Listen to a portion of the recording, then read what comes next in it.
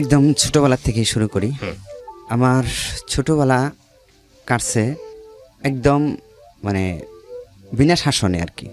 আমি ছোটবেলা থেকেই মানে খেলাধুলা পছন্দ করতাম বেশি। হুম আর এই নাটক, যাত্রা, সিনেমা দেখা হুম এগুলাতে খুব আগ্রহ ছিলাম আমি। হুম এগুলা থেকে ছোটবেলা থেকে আমি এইগুলা নেশার মানে ছিলাম আর কি। ছোটবেলায় এগুলা মানে কোনো বাড়িতে যদি টিভি থাকতো ওই বাড়ির থেকে আমি মানে সরতাম না। আচ্ছা। টিভিতে মানে টিভিতে ছবি হইতো, ছবি দেখতাম। আর ওই যে প্রতি শুক্রবারে ছবি হইতো যে হুম এগুলা দেখতাম। হুম। আর গ্রামের মধ্যে রাত্রের বেলায় ওই বিসিআরসের যেগুলা বলে আর কি, ওই বিসিআরসে 3 টাকার টিকিট কেটে না প্রায় প্রায় আর কি প্রতি বৃহস্পতিবারে শুক্রবারে এরকম আইনা দেখতো। ওই রাত্রে 3 টাকার টিকিটে 3টা ছবি দেখাইতো, হুম এগুলা দেখতাম। আর যদি কোথাও গ্রামে মাইক মারতো মানে যাত্রা অথবা নাটক হুম। মানে এগুলো হইতো, ওই জায়গার নামটা আমি শুনে রাখতাম। আচ্ছা। শুনে রাখলে পরে আরও আমরা আমার মানে কয়েকটা সমবয়সী ছিল 4-5 জন। এই 4-5 জনে করতাম কি গ্রুপিং করতাম, গ্রুপিং করে ওদের সাথে 4-5 জনে গেতাম গা, ওইখানে হাইটে হাইটে গেতাম গা। আচ্ছা। তো এভাবেই আমার দিনগুলা মানে ছোটোবেলার দিনগুলা কাটছে। আর যখন একটু বুঝতে শিখলাম মানে তখন আমার বাড়িতে আমার বড় ভাই, আমরা 4 ভাই বোন, হুম। আমি সবার ছোট ফ্যামিলির জি। ফ্যামিলির সবার ছোট আমি। আর আমার বড় ভাই বোন দুইটা যে বিয়ে হয়েছে আমার বুঝমান হওয়ার আগে আমি দেখি নাই যে আমার বড় বোন দুইটা যে বিয়ে হয়েছে। হুম। এটা আমি মানে এখন আমার স্মৃতিশক্তিতে মনে আসে না আচ্ছা। যে আমার বড় বোনের বিয়ে খাইছি কি মানে এরকম বড় বোনের। তারপর আমি লেখাপড়া করতে পারিনি তেমন, কারণ লেখাপড়া করতে পারিনি কেন সেটা হয়েছে আমার বড় ভাইয়ের জন্য। মানে বড় ভাই একটা মানে একটা মেয়ের সাথে সম্পর্ক করছিল, সম্পর্ক করাকালীন পরে ওইখানে আমার মানে ফ্যামিলিতে অনেক বড় মানে আর্থিক মানে জরিমানা লাগে। হুম। ওরা মানহানি কেস করছিল। আচ্ছা। এমনি গ্রামে একটা বিচার হয়েছিল, ওই বিচারের মাঝখান থেকে মানে চেয়ারম্যান মেম্বার ওরা সবাই ছিল, ওইখান থেকে আমার বড় ভাইরে মানে উঠাইয়া নিয়ে আসছিল আমার মামা ওই বিচার থেকে। আচ্ছা। উঠাইয়া নিয়ে আসার পরে পরে চেয়ারম্যান মেম্বাররা মানে বাদী হয়ে আর মেয়ের মা যেটা আর কি ওই মেয়ের সাথে সম্পর্ক করতো, মানে দেখা করতে যায় গ্রামে যা হয় আর কি। হুম।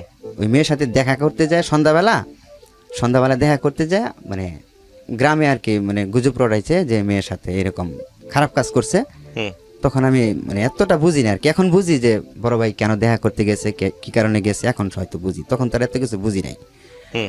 তো দেখা করতে গেছে, এই দেখা করতে যায় পর আরেকজনে মানে মানে ধরতে গেছে, ধরতে পারে নাই। ওইখানে ওই যে বড় ভাই যে স্যান্ডেল একটা প্রমাণস্বরূপ জিনিস ওইখানে রাইখা চলে আসছিল। আচ্ছা। পরে রাইখা চলে আসে সেই প্রমাণ সূত্র ধইরা পরে মানে ওই মেয়েটার সাথে বিয়ে দেওয়ার জন্য হুম। পরে গ্রাম্য একটা সালিশ ডাকে। সেই সালিশের থেকে আমার বড় ভাইরে মানে আমার মামা, হুম। আমার ছোট মামা ওইখান থেকে নিয়ে আসা পড়ে। আচ্ছা। আমার ভাইগনারে কে বিয়ে দেয়, কিভাবে বিয়ে দেয় সেটা দেখবো আমি। হুম। পরে ওইখান থেকে পরে আমার মানে চেয়ারম্যান মেম্বাররা সব এক হইয়া, গ্রামের মানুষ সব এক হইয়া যে এত বড় সাহস যে গ্রামের সালিশ থেকে চেয়ারম্যান মেম্বার সহ হুম। এখান থেকে মানে তার ভাইগনারে এখান থেকে নিয়ে যায়, হুম। আমরা বিচার করি, আমাদের বিচার মানে না। হুম। সেখান থেকে নিয়ে আসার পরে নিয়ে এসে বললো পরে আচ্ছা। আমার ভাইয়েরে পাঠাইয়া দিল মানে অন্য এক জায়গায়। হুম। মানে আমাদের বাড়ি হচ্ছে পুরান বাড়ি আর একটা সখীপুর টাঙ্গাইল জেলা, এখানে জি। হচ্ছে নানির বাড়ি, আচ্ছা। ওইখানে পাঠাই দেয়, আমার চাচার বাড়িতে পাঠাই দেয়। আচ্ছা। চাচার বাড়িতে পাঠাই দেয় পরে এখানে মানে মানে জরিমানা করে অনেকগুলা টাকা আমাদের, হুম। ওই মেয়ের বিয়ে না করার পর্যন্ত অনেকগুলা টাকা মানে ওই যে চেয়ারম্যান মেম্বাররা যে বিয়ে দিতে হবে না, বিয়ে করতে হবে না, হুম। মানে একটা ক্ষতিপূরণ অনেকগুলা টাকা জরিমানা করে। হুম। তখন আমরা আর্থিকভাবে অতটা সচ্ছল না। আচ্ছা। তখন মানে আমার বাবা কৃষি কাজ করে, হুম। আবার মাঝে মধ্যে মানুষের বাড়ির কাজও করে, এরকমভাবে সংসারটা চলে আর কি। আচ্ছা। পরে মানে আমাদের কিছু জমি ছিল, ওই জমিগুলা বিক্রি করে তখন ওই বড় ভাইয়ের জরিমানা দেয় আর কি। বড় ভাইয়ের সাথে আপনার বয়সের পার্থক্য কত? বড় ভাইয়ের বয়সের পার্থক্য 6-7 বছর। জমি বিক্রি করে বড় ভাইয়ের এইসবের কাজে জরিমানা দিতে হয়। জরিমানা দিতে হয়। হুম। পরে জমি বিক্রি যে করে, জমি বিক্রি করে তখন ওই বড় ভাইয়ের জরিমানা দেয়। জরিমানা দেওয়ার পরে পরে আমার সংসারে যে একটা মানে আর্থিকের দিক দিয়ে যে পড়ে যায়, হুম। এর কারণে পরে বড় ভাই করে কি তার কিছুদিন পরে তার বড় ভাইয়ের বিয়ে করায়, আচ্ছা। মানে অল্প কিছুদিন পরে হুম বিয়ে করায়। সেই বিয়ের বউ নিয়ে আসা পর কিছুদিন সংসার 6 মাস সংসার করে আমার ওই বড় ভাইয়ের যে বিয়ে করা। হুম আর ওই যে মেয়ের সাথে সম্পর্ক ছিল হুম ওই মেয়ের সাথেও আবার বড় ভাই মানে মানে সম্পর্কটা চালিয়ে যেত হুম। বিয়ে করে আনার পরেও। এটা বাড়ির থেকে মানে বিয়ে করাইলে আমার এগুলোর গার্জেনরা। সাথে আপনার জীবনের সম্পর্ক কি? এখানে আমার জীবনটা মানে আমার বড় ভাইয়ের কারণে আমার জীবনটা নষ্ট হয়ে গেছে অনেকটা। কিরকম? যেমন এই যে বড় ভাই যে এইটার সাথে হুম মানে যখন ওই মানে বিয়ের সাথে বিয়ে করলো পরে পরবর্তীতে করলো কি ওই মেয়েটারেই হুম ওই বউ থুইয়া ওই মেয়েটারেই ওই যে মেয়ের সাথে সম্পর্ক ছিল ওই মেয়েটারে নিয়ে পালাই গেল বড় ভাই আবার। আচ্ছা। তখন আমাদের সংসারে মানে এমন একটা পর্যায়ে চলে যায় মানে খুব আর্থিক দিক দিয়ে সমস্যায় পড়ে যায়। আচ্ছা। তখন মানে আমার যখন মানে স্কুল জীবন তখন আমি ক্লাস 2তে পড়ি, যাই আর কি স্কুলে যাই, প্রাইমারি স্কুলেতে যাই। হুম আমার বাড়ির পাশেই প্রাইমারি স্কুলে যাই। তখন আমরা দুবেলা মানে ঠিক মতো খাবার পাইতাম না তখন। হুম। এর মধ্যেই বড় ভাই কাজগুলা করছে। আচ্ছা। ঠিক মতো ভাত যে খাবো আমি মানে আমরা সবাই মিলে যে খাবো 3 বেলা এই খাবারটা আমরা তখন পাইতাম না। হুম ওইখান থেকে পরে আমার এই মা করলো কি আমার বাবা যে বাড়িতে কাজ করতো হুম ওই বাড়িতে আমার ওরা অফার দিল যে তোমার ছেলের এখানে দাও, আমার কিছু গরু বাছুর আছে সেগুলা দেখবে আর তোমাদের মানে তোমার ছেলের লেখাপড়া করাবো। হুম হুম লেখাপড়া করাবো, তোমরা আমার টুকটাক একটা কাজ মানে কাজগুলা করবো, গরুগুলা দেখাশোনা করবে, মানে বিকালবেলায় আসা আর সকালবেলায় স্কুলে যাবে, আমরা লেখাপড়া করাবো। এরকম চুক্তিতে তখন আমার ওইখানে দিল। আচ্ছা। দেওয়ার পরে পরে তারা শুধু আমাকে কাজই করাইতো খালি শুধু। তাদের অনেক জমি জমা ছিল, হুম তারা খালি কাজ করাইতো আমাকে। গরু পালাইতো, মানে গরু মাঠে চড়াইতাম, মানে ধান মলাইতো গরু দিয়া অনেক 4-5টা গরু একখানে করে ধান মলাইতো। তারপরে ক্ষেতের থেকে ওই কামলা জামলা লইতো, যে এইগুলা কামলা লইতো অনেকগুলা, এই কামলা নিয়ে খাবার নিয়ে গেতাম।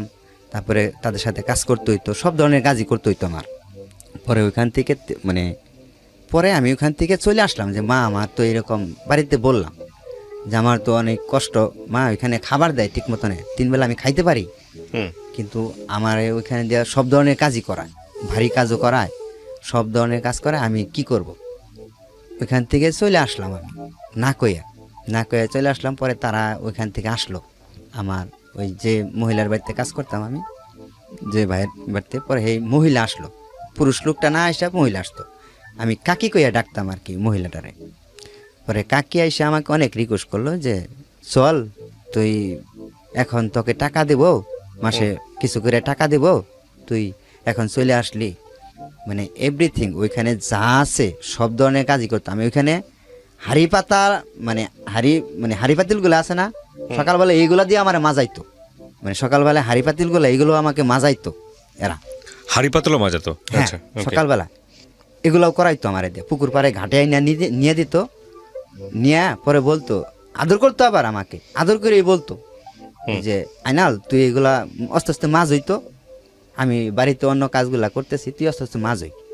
খুব আদর করতো, খাওয়া দাওয়ায় কোনো ডিপিট দিত না, তারা যা খাইতো তারা সাথে নিয়েই খাইতো।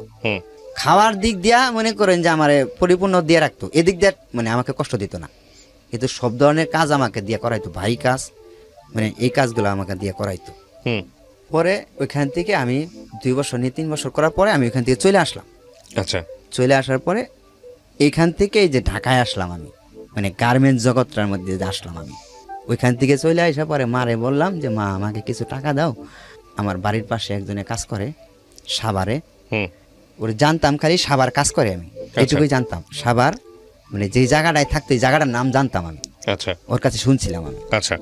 পরে ওইখান থেকে মানে বাড়ির থেকে আমি 2,500 টাকা নিয়ে 2,500 টাকা নিলাম, এটা 2001 সালে কি 3 সালে তখন আসলাম আমি। 2,500 টাকা নিয়ে তখন আমাকে দিল মা, মানে ওইখানে 3 মাস কাজ শিখতে হইব, 3 মাসের মানে কাজ শিখে আমাকে ও বলছে যে 3 মাস মিনিমাম কাজ শিখতে হইব তোমার, 3 মাস মানে নিজের খাইতে হইব, নিজের খাইয়া তোমার কাজ করতে হইব, 3 মাসের মধ্যে কোনো বেতন তুমি পাবা না। আমাকে এরকম একটা দিছিল দেখে আমি এই কারণেই পরে ওই মা টাকাটা কিভাবে দিছিল, আরেকজনের কাছ থেকে দেনা করে আইনা দিছিল, ধার কইরা ওকে। এনে দিছিল মা আমাকে। তো ওই টাকাটা নিয়ে আমি মানে সাভারের উদ্দেশ্যে রওনা দিই। সাভার Okay. আমি গেলাম। ওকে। সাভার যাইয়া হেরা শুধু খালি ওই জায়গার নামটুকু জানতাম যে ওরা ব্যাংটেক থাকে, মানে ওরা বাসা কোথায় এগুলো আমি কিছু চিনতাম না। হুম। তখন এই আবদুল্লাহপুর আইসা এই দিক দিয়া কোন দিক দিয়ে যাওয়া লাগে মানুষের কাছে জিজ্ঞেস করতাম যে সাভার যাবো তুই কোন দিক দিয়া, জিজ্ঞেস করে পরে আস্তে আস্তে গেতাম। হুম। পরে সাভার স্ট্যান্ডে যখন নামছি নাইমা তখন বেলা আসরুক্তর টাইম, নামার পরে ওইখান থেকে আমি দোকানে বসে একটা রুটি আর একটা কলা খাইছি। হুম। পরে ওই মুরব্বী বেটা আমার দিকে বলে তুমি বাড়ি কোথায় বাঁচতা? ওরা আমি বললাম যে আমার বাড়ি তো এই ময়মনসিংহ জেলা ভালুকা থানা। কয় তুমি কোথায় আসছো এখানে? হুম। আমার জিজ্ঞেস করতেছে। পরে আমি বলছি যে আমি যে ওইখানে যে ব্যাংটেক জায়গা কোনটা, ব্যাংটেক জায়গার নামটা কোনটা, আমি ব্যাংটেকে আসছি। কয় ব্যাংটেক তো এই অনেক দূর, ওইখান থেকে রিক্সা নিয়ে আরও তোমার 10 টাকা ভাড়া লাগবো, হুম। বাস ভাড়া লাগবো সাভার স্ট্যান্ড থেকে। ওকে। পরে আমি কইলাম যে আমি ওইখানে যাব। পরে চাচারে বললাম যে চাচা আমি কোন দিকে বাসে উঠবো? কয় চাচা পরে দেখাই দিল, কয় ওই সামনে আগায় দেখো ডাকতেছে হুম। ব্যাংটেক এদিকে দিয়ে ডাকতেছে, তুমি ওইখান থেকে গাড়িতে উঠে যাও। হুম। পরে আমার ওই ব্যাংটেক ওইটা যে একটা জায়গার নাম এটা আমি জানতাম না। আচ্ছা। ব্যাংটেক ওইটা একটা জায়গার নাম। পরে আমি ওইখানে যাই, আমার ব্যাংটেকের একটা গেটের সামনে নামায়া দিল যে এটাই ব্যাংটেক। আমি ওই গাড়ির হেল্পারে বারবার বলতাম যে ভাই আমি চিনি না, আমার একটু ওই জায়গা মতনে নামাই দিয়ে দেন। হুম। পরে আমার গেটের সামনে নামাই দিল, গেটের সামনে নামাই দিছে। পরে আমি তো হতভঙ্গ, এটা তো আসলে ওই জায়গার নাম। আর আশেপাশে সবাই জিজ্ঞেস করে পরে আমি কইলাম যে তো এখানে সোয়েটার ফ্যাক্টরি কোনটা? কয় এক লোকে আমার বললো কয় সোয়েটার ফ্যাক্টরি আছে ওই কোনারে, নদীর ধারে একটা ফ্যাক্টরি আছে। এটা কোন জেলা, মানে কোথায় আসতেছেন? ঢাকাতে? হ্যাঁ এটা ঢাকাতে। হুম। তারপর? ওই যে সাভার এলাকায় ব্যাংটেকে। সাভারে? হ্যাঁ সাভার। হুম। আসতেছেন মূলত কাজ খোঁজার জন্য? কাজ খোঁজার জন্য। রাইট। তারপর? মানে ওইখানে পরে আমি ফ্যাক্টরিতে আবার ওই যে আমার বাড়ির পাশে একটা লোক থাকে, হুম। আমার বাড়ির পাশে ওই ফ্যাক্টরির পিএম, ওইটা আমাদের গ্রামেরই। হুম। ওই ফ্যাক্টরির যে পিএম বড় পোস্টের একটা লোক, ওইটা আমাদের গ্রামেরই, হুম। ওইখানে চাকরি করে ওই ফ্যাক্টরিতে। হুম। তো ওইখানে গেলাম আমি, যাওয়ার পরে ওইখানে মানে যাই ওই ফ্যাক্টরিতে যাই দেখি ছুটি হয়ে গেছে।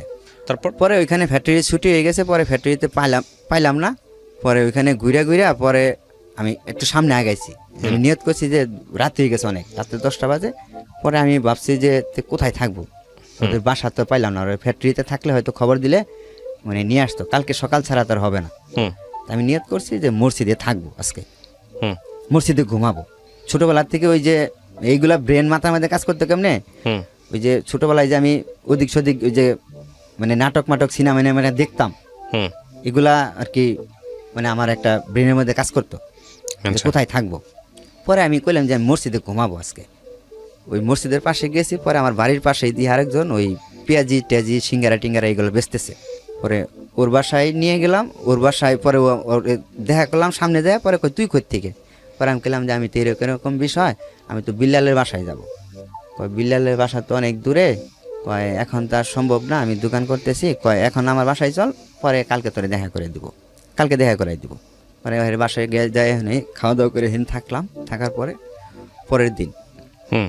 সকালবেলায় ওই বিল্লালের বাসায় নিয়ে গেল আমাকে, ওরা অফিসে যাওয়ার আগে বিল্লালের বাসায় নিয়ে গেল। পরে আমি তো বিল্লালে বললাম যে আমি তো কাজ করতে আইছি, আমি তো কাজ শিখবো, হুম। কাজ শিখবো, তো আমাকে কাজ শিখিয়ে দেন, কীভাবে কাজ শিখতে হয়, কীভাবে কী করতে হয়। আমনের উপরে আইছি আমি, আমার তো এখানে আর কেউ নাই, আম্মা আমনের কাছে পাঠাইছে, আপনি আমার কাজ শিখিয়ে দেন। পরে ওরা আমাকে ওই সোয়েটারে মানে কাজ শিখতে হয়, মানে হাতে কাজ করতে হয়, কাজটা নিজের খরচে খাইয়া শিখতে হয়। ওইটা প্রোডাকশনের কাজ, ওইটা প্রোডাকশন যখন আপনি দিবেন তখন থেকে আপনার ওইখানে আমাকে মানে ওই ফ্যাক্টরিতে হুম। ওইখানে আমার মানে গেট পাস হইল না, হুম। মানে কাজ শিখার মতো অনুমতি হইল না। আচ্ছা। হইল না। পরে আমি নিজে বাজে পরে ওর পাশেই ওই সাদাপুর, ওই সাভার এলাকায় সাদাপুর একটা গ্রামে নতুন একটা ফ্যাক্টরি চালু হইলো। পরে আমি ওইখানে গেলাম, যাওয়ার পরে ওইখানে মানে কাগজপাতি জমা দিয়ে কাজ শিকার গেট পাস বের করলাম আমি নিজে বাজেই। হুম। কাজ শিকার গেট পাস বের করে পরে ওইখানে কাজ শিখলাম।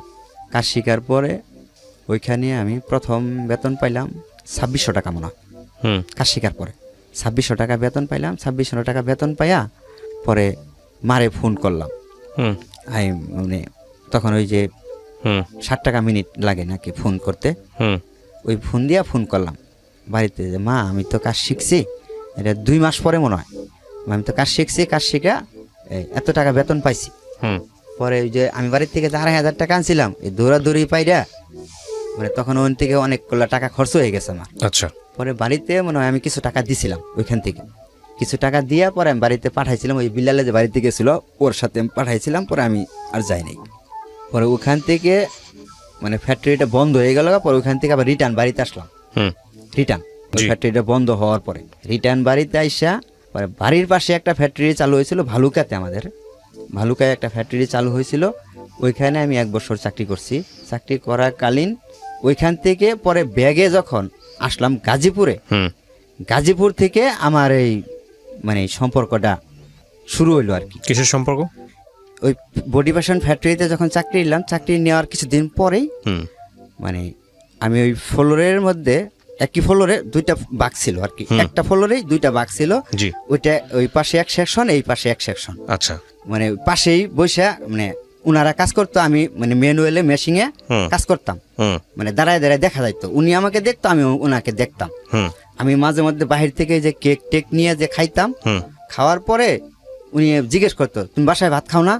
এটা উনিটা কি একটা মহিলা নাকি একটা পুরুষ?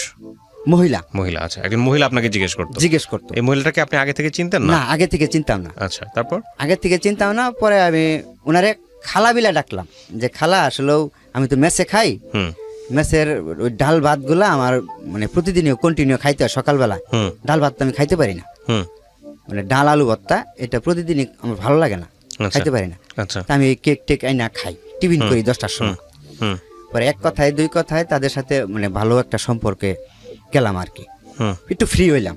হুম ফ্রি হওয়ার পরে ওই মানে খালাকে ডাকতাম, যে ওই খালা একদিন আমাকে অফার করলো যে তুমি তো মেসের খাবার খাইতে পারো না, তা আমি তো এখানে ফ্যামিলি নিয়ে থাকি, আমার 2 মেয়ে 1 ছেলে নিয়ে থাকি এখানে, হুম তোমার খালু আছে এখানে, তো তুমি কিছু যদি মনে না করো তাহলে আমার এখানে খাইতে পারো, তুমি হুম মাসে কিছু টাকা দিও।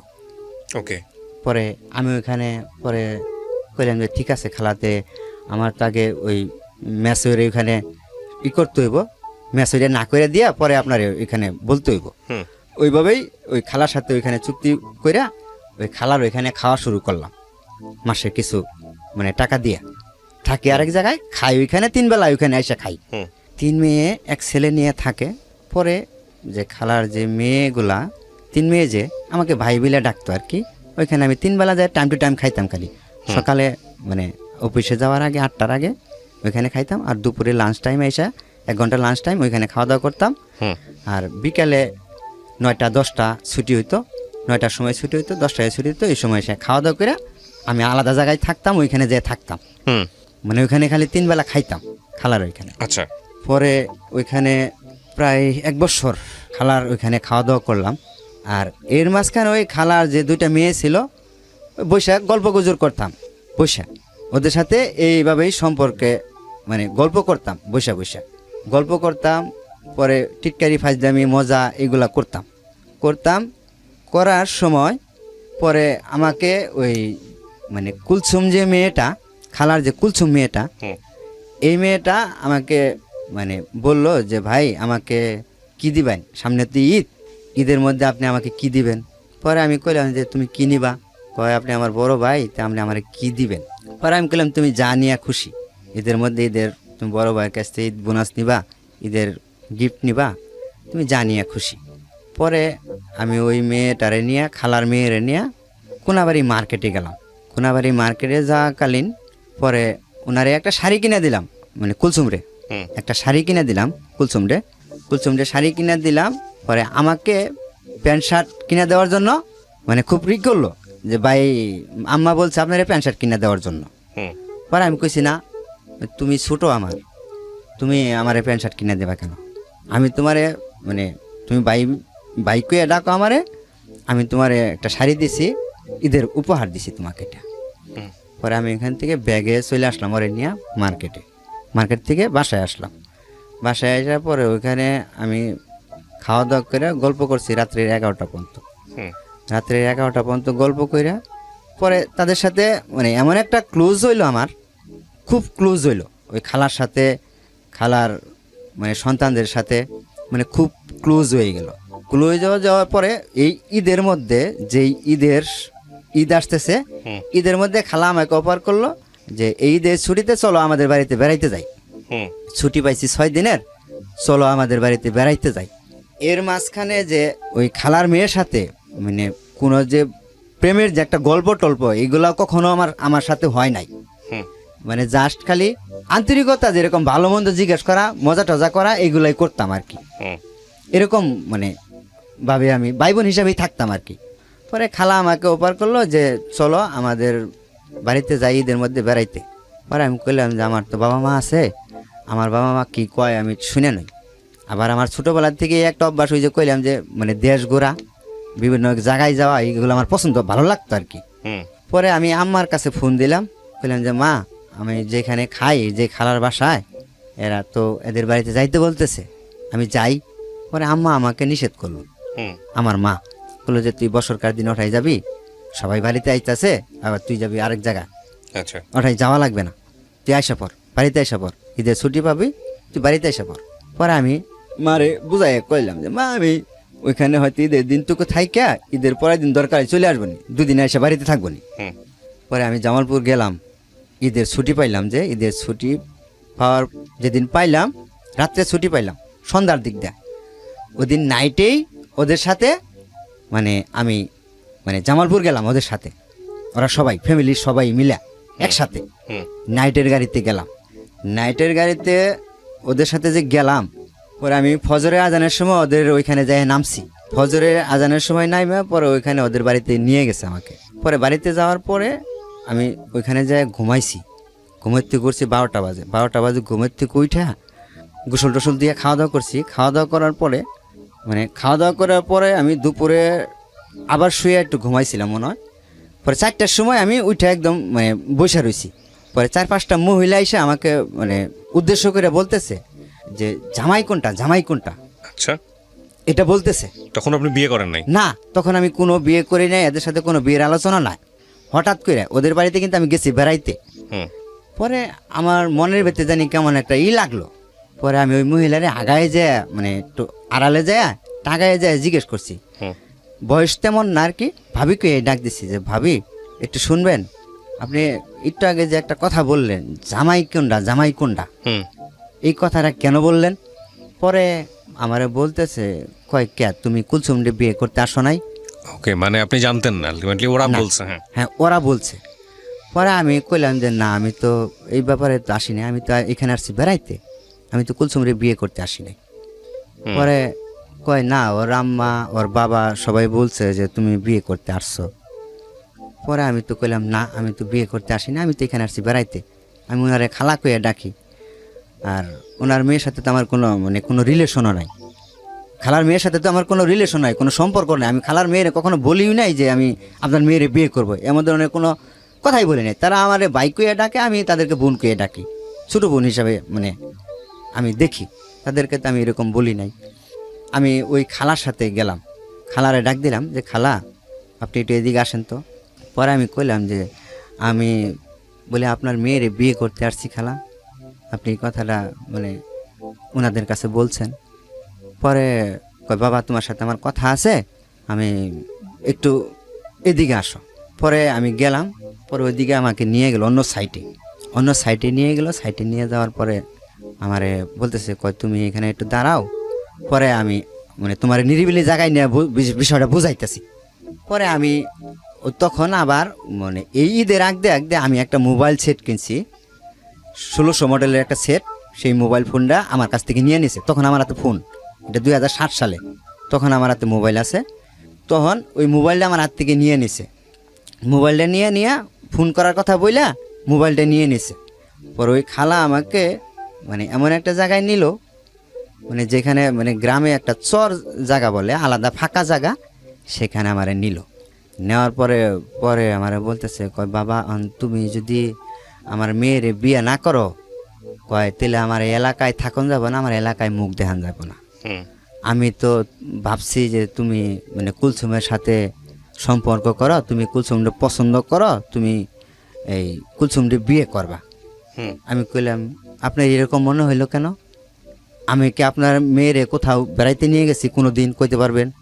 আমি তো আপনার মেয়েরে কোথাও কোনো দিন বেড়াইতেও নিয়ে যাই নাই, হুম যে কোনো জায়গায় ঘুরতে গেছি, কোনো জায়গায় বেড়াইতে গেছি, তাও তো না, এমন তো আর না। জাস্ট আপনার রুমে আমি খাওয়া দাওয়া করতাম, আপনাদের সামনেই খোলামেলাভাবে যেটুকু কথা বলতাম এইটুকুই। হুম পরে কয় তুমি যে এই ঈদের মধ্যে ওই যে মানে ওরে শাড়ি কিনে দিলা, ও তয়ে বলছে যে আমারে বিয়ে করব। কয় কুলসুম আইসা আমারে বলছে যে আমারে বিয়ে করব। তো আপনি শাড়ি কিনে দিতে গেছিলেন কেন? শাড়ি দিতে কেন গেছিলাম? পরে আমি কইলাম যে এটা তোমার বিয়ের উপহার। আমি এই কথাটা শাড়ি কিনে দেওয়ার এই কথাটা বলছিলামও, হুম যে এটা তোমার কাকে? বিয়ের আপনি 3 উপহার। বোনের মধ্যে আপনি কাকে কিনে দিয়েছেন? শুধু কুলসুমকে? কুলসুমকে, আর বাকি দুজনকে কিনে দেন নাই? আর না আর কাউকে কিনে দিনি। তো সন্দেহ করা ঠিকই আছে। হ্যাঁ, তারপর? পরে আমি ওই শাড়িটা কিনে দিয়া পরে এই ব্যাককালটা হইছি।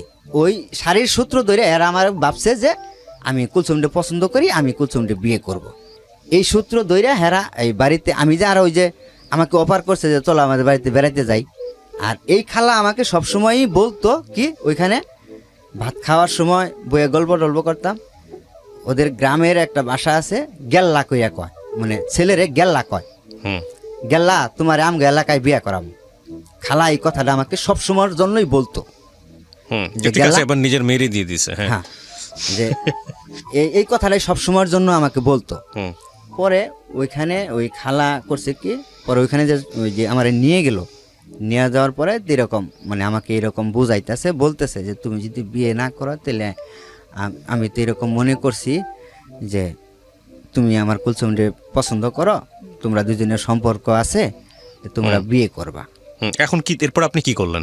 পরে আমার মানে ডাইরেক্ট আমার হাতে পায়ে ধরে মানে কান্নাকাটি শুরু করে দিছে। হুম পরে আমি কইছি খালা আপনি কান্দেন কেন? আমি তো আপনার মেয়ের কখনো বলি নাই যে বিয়ে করব, এরকম মানে সিচুয়েশন পরিচয় হয় নাই, এরকম মানে পরিবেশ হয় নাই যে আপনার মেয়েকে আমাকে বিয়ে করতেই হবে, হুম এরকম পরিবেশ মানে এখনো হয় নাই।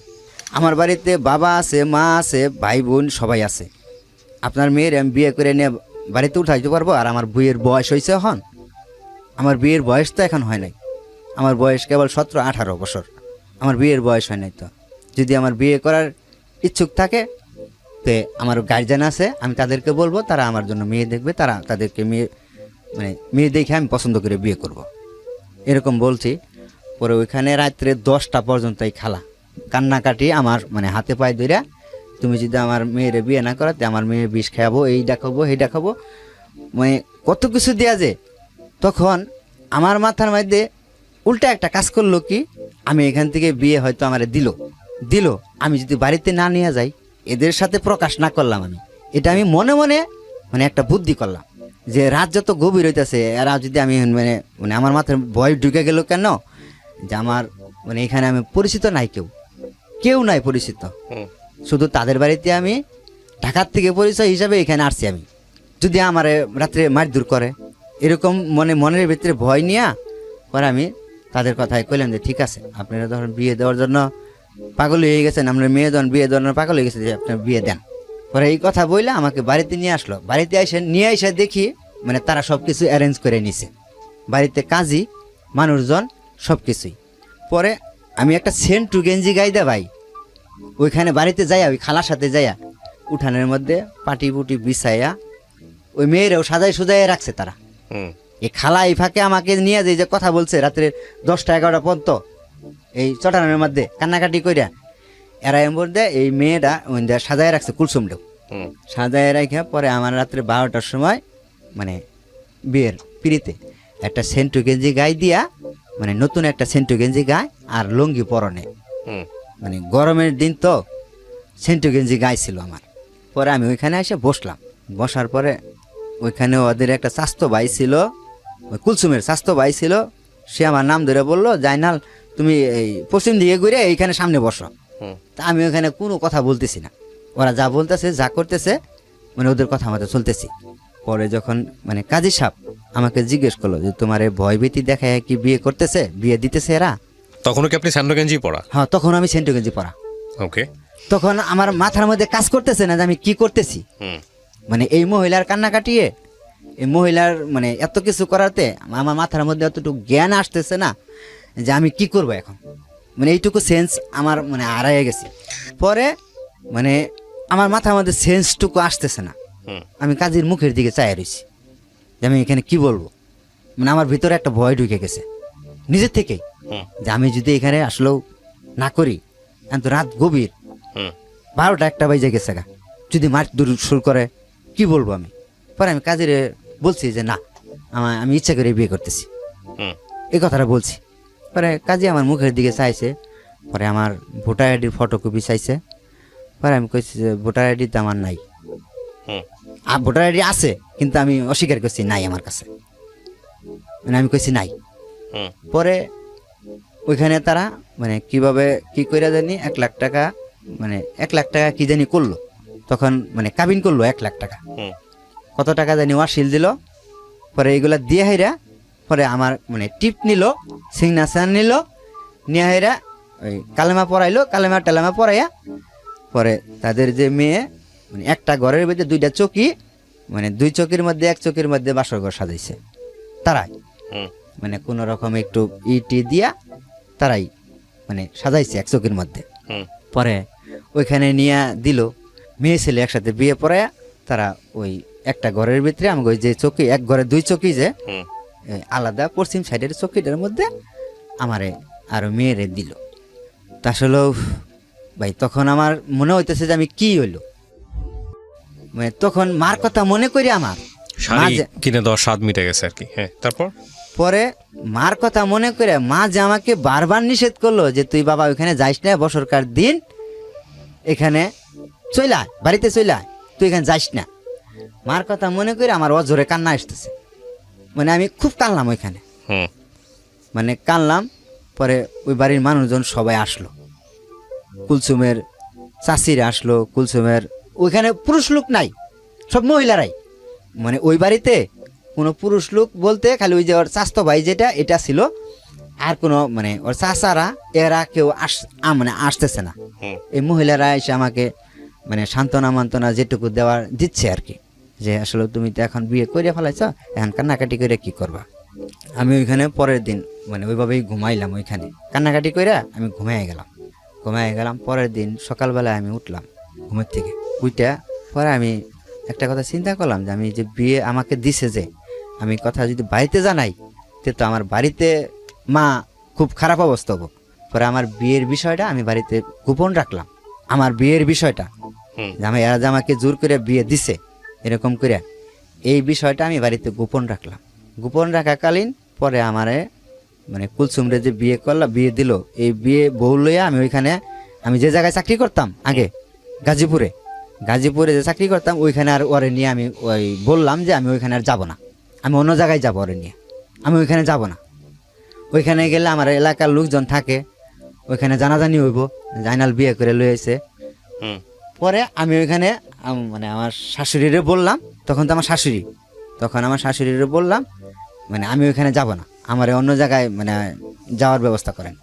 ওই মেয়ের যে চাচা থাকে একটা, মানে আমার সমবয়সী, সেও বিয়ে করছে, মানে আমার থেকে বয়স বেশি কিন্তু সে বিয়ে করছে, তারও কোনো বাচ্চা কাচ্চা হয় নাই, মেয়ের চাচা, হুম মানে আমি যারা বিয়ে করছি ওর চাচা।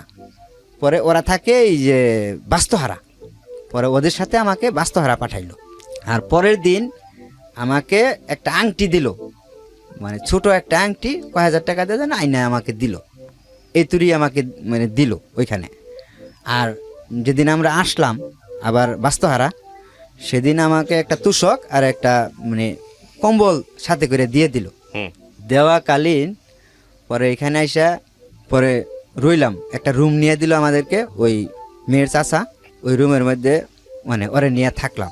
হুম তখন মানে চাকরি নাই, আমার নতুন এক জায়গায় আছি, চাকরি নাই। তখন কিছু চাল ডাল দিয়ে দিছিল ওইখান থেকে, মানে বাজার দিয়ে দিছিল, আর কিছু টাকা দিয়ে দিছিল, ওইগুলাতে বাজার করি। হুম আর ও রান্ধে, লাকড়ির চুলা লাকড়ি কিনে দিছি, ওই মেয়েটা রান্ধার পরে পরে আমি ওইখানে খাওয়ার পরে এরকম 10-15 দিন গেল। 10-15 দিন যাওয়ার পরে আমার ভাবতেছি যে আমার তো চাকরি নেওয়া লাগবে, এবার তো পয়সা খাইলে চলবে না, হুম চাকরি নিতে হবে।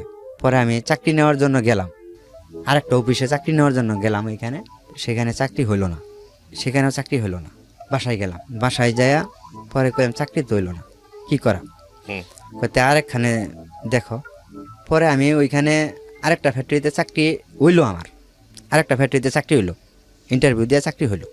পরে ওইখানে চাকরি নিলাম। চাকরি নেওয়ার পরে এখানে 3 মাস ছিলাম বাস্তু হারাতে। আমি হুম চাকরি মানে নিয়ে 3 মাস ছিলাম। এই 3 মাসের মধ্যে আরেকটা মানে জানলাম কি, আমি যারে বিয়ে করছি সে তার আগে একটা বিয়ে হয়েছিল, হুম মানে আমার আগেও আরেকটা বিয়ে হয়েছিল। এই কথাটা আমি মানে এখান থেকে জানলাম যে তুমি যারে বিয়ে করছো এর তা আগেও একটা বিয়ে হয়েছিল। এটা বললো কে আমাকে? মেয়ের যে চাচি আছে না, এই মেয়ের চাচি আমাকে বললো যে তুমি যারে বিয়ে করছো। এটা কয় মাস পরে জানলেন বিয়ের? এটা 3 মাস পরে, এটা 3 মাস পরে আমি জানলাম। জানার পরে পরে আমি তখন থেকে একটা সিদ্ধান্ত নিয়েছিলাম যে এই মেয়ে আমার বাড়িতে যাবে না। মানে মনে মনে একটা সিদ্ধান্ত নিয়েছিলাম যে এই মেয়ে আমার বাড়িতে যাবে না। এরা আমার সাথে ফ্লট করে বিয়ে দিছে, এটা আমি ফ্লট করে এখান থেকে রেখে যাব, মানে এরকম একটা মাথার মধ্যে আমার কাজ করলো। হুম পরে আমি ওইখান থেকে পরে ওরে বললাম যে তুমি তোমার আম্মার কাছে যাও, আমি অন্য জায়গায় চাকরি করব। তোমার আম্মার কাছে যাও, আমি অন্য জায়গায় চাকরি বাকরি নিয়ে পরে রুম টুম নিয়ে পরে তোমার ওইখান থেকে নিয়ে আসিল। হুম আমি ওরে পাঠাইলাম ওইখানে। পরে ও তো যাবে না, আমার ছাড়া যাবে না, বুঝতে পারছেন? হুম ও আমার ছাড়া যাবে না। আমি ওরে পাঠাইতে চাই, ও যাবে না। আমি কইলাম যে তুমি যাবা না কেন? তুমি ওইখানে যাও, তোমার আম্মা তো এখানে চাকরি করতেছে, তুমি ওইখানে কিছুদিন থাকো, আমি কিছুদিন এখানে চাকরি নিয়ে একটা বেতন পাই তোমার যাই নিয়ে আসবো অন্য জায়গায়। মানে ও আমার ছাড়া যাবে না, যাবেই না। তখন আমার ভিতরে একটা কাজ করতো কি, তখন ওই বাড়ির থেকে আমাকে ফোন দিত বারবার। ওই যে বাড়িতে যে আমি যাই নাই 5-6 মাস ধরে আমি বাড়িতে যাই না, মা আমাকে ফোন দেয়, বড় ভাই আমাকে ফোন দেয় যে কিরে তুই বাড়িতে আসস না কে, তোর কি হয়েছে? কিন্তু এদিকটা যে আমি জালে ফাইসা গেছি এটা হেরা কেউ জানে না। হুম বাড়ির থেকে আমাকে ফোন দেয়, আমি বলি যে আসবো এই মাসে না, সামনের মাসে বেতন পেয়ে আসবো। এরকম খালি মিথ্যা কথা কইয়া বাড়ায় রাখতেছি। পরে আমি এখান থেকে যাই হোক পরে ওইখানে গেলাম আমি। এটা 5 মাস নিয়ে 4 মাস পরে আবার 4-5 মাস পরে আমি যে জায়গায় আগে থাকতাম, যে জায়গার থেকে ওই যে ওদের সাথে সম্পর্ক হইলো, হুম ওই জায়গায় গেলাম গাজীপুরে চৌরাস্তা। ওইখানে কুলচন্ডে নিয়ে গেলাম। কুলচন্ডে নিয়ে যাওয়ার পরে ওর মা বললো যে তোমাদের কোথাও যাওয়ার দরকার নাই, তোমাদের তো চাকরি বাকরি নাই, তোমরা এখানেই রুম নিয়ে দেই, এখানেই খাও, চাকরি বাকরি পরেরটা পরে দেখা যাক, চাকরি এখন হুম হইলে হোক, না হইলে আমারটা এখানে খাইবা। আমার এরকম বলতেছে। ও মানে তাতে রাজি। আমি যারে বিয়ে করছি কহ আমি আম্মার সাথে থাকবো, তুমিও থাকবা। হুম কয় তোমার চাকরি করা লাগবে না, যখন চাকরি হয় তখন, এখন তো তোমার চাকরি নাই, তুমি কি খাওয়াইবা, আমাকে এইগুলা বলতেছে। পরে আমি কইলাম যে কথা তো ঠিকই, আমার অন্য জায়গায় যে নিয়ে যাব খাওয়াবো কি? পরে আমি ওইখানে রাইখা পরে আমি কইলাম যে বাড়ির থেকে আসি, তোমার এখন বাড়িতে নিয়ে যাওয়া যাইব না, আমি বাড়ির থেকে আসি, তুমি বাড়িতে গেলে এখন সমস্যা হইব, তোমার বাড়িতে পরে নিতে হইব, বাড়িতে বুঝাই। আমি বিষয়টা বাড়িতে জানাই নেই, তোমার বিষয়টা আমি বাড়িতে জানাই নেই, এখন তোমাকে বাড়িতে নেওয়া যাবে না। ওইখানে থুয়ে আমি বাড়িতে গেলাম। বাড়িতে যাই ওই বিষয়টা মানে প্রকাশ করলাম না, আমি হুম আমার কারোর সাথেই প্রকাশ করলাম না। প্রকাশ না করাতে পরে আমি আবার চলে আসলাম ওইখান থেকে। চলে আসার পরে এখানে আসলাম। এখানে আসার পরে এটা 1 কথায় 2 কথায় জানাজানি হয়ে গেল। আমার যে এলাকার মানুষ থাকে হুম তারা জিনিসটা জানাজানি হয়ে গেল গা, তাদের কানে পর্যন্ত পৌঁছে গেল হুম যে আমি যে বিয়ে করছি ওই খালার মেয়েরে, প্রচলিত হয়ে গেল গা। পরে খালার মেয়েরে বিয়ে করছি, 1 কান 2 কান কইতে কইতে পরে বাড়িতেও এই খবরটা চলে গেল। বাড়ির থেকে আমার ফোন দিয়েছে, মানে ভাই ফোন দিয়েছে যে কিরাইনাল তুই বলে বিয়ে করছস? পরে আমি অস্বীকার করছি যে না বিয়ে করি নাই। সবাই কইতেছে তুই বিয়ে করছ, তুই অস্বীকার করস? অস্বীকারই গেছি যে না বিয়ে করি না ভাই, এটা পরে আমি বিষয়টা বুঝাইয়া বলি না তোমার। অস্বীকার তো অস্বীকারই, পরে আমি আর মানে কিছু বলি নাই। পরে এরা ডিটেললি ভালো করে খবর লইছে আসলে ওকে আনালে বিয়ে করছে, আনালে মিশা কথা কইতেছে না এরাই মিশা কথা কইতেছে। পরে বাড়ির থেকে খবর নিয়ে দিয়ে আসলো আমি বিয়ে করছি। পরে মা অনেক কান্নাকাটি করলো। কান্নাকাটি করার পরে যে তুই বিয়ে করবি, তে তোর বাড়িতে বড় ভাই আছে, সবাই আছে, বড় বোন জামাইরা আছে, তাদেরকে বলতি তোর বিয়ে করাই দিত, তুই একা একা কেন বিয়ে করলি? মারে এই বিষয়টা আমি বুঝাইতে পারি নাই। এখন পরে এখান থেকে পরে এই মেয়ের সাথে মানে যে বিয়ে করছিলাম পরে এই মেয়ের সাথে যেমনি হোক মানে একটা ঝগড়া সৃষ্টি হইয়া হেরা পরে তারা একটা আপসে চলে আসলো, আপসে পরে আসলো। এই মেয়ের সাথে থাকাকালীনই পরে আমি এই মেয়ের এই জায়গায় থুইয়া এটা জিরানি এলাকায় আমি চাকরি নিলাম। জিরানি এলাকায় যখন গেলাম হুম তখন মানে যে মেয়ের সাথে আমি প্রেম করলাম হুম এই মেয়ের সাথে আমার মানে রং নাম্বারে কথা হইলো, একটা ফোন থেকে ফোন আসলো রং নাম্বারে, হুম রং নাম্বারে ফোন আসলো। রং নাম্বার থেকে পরে তার সাথে একদিন দুই দিন কথা বলতে বলতে তার সাথে কথা বলা শুরু করলাম হুম রং নাম্বার থেকে।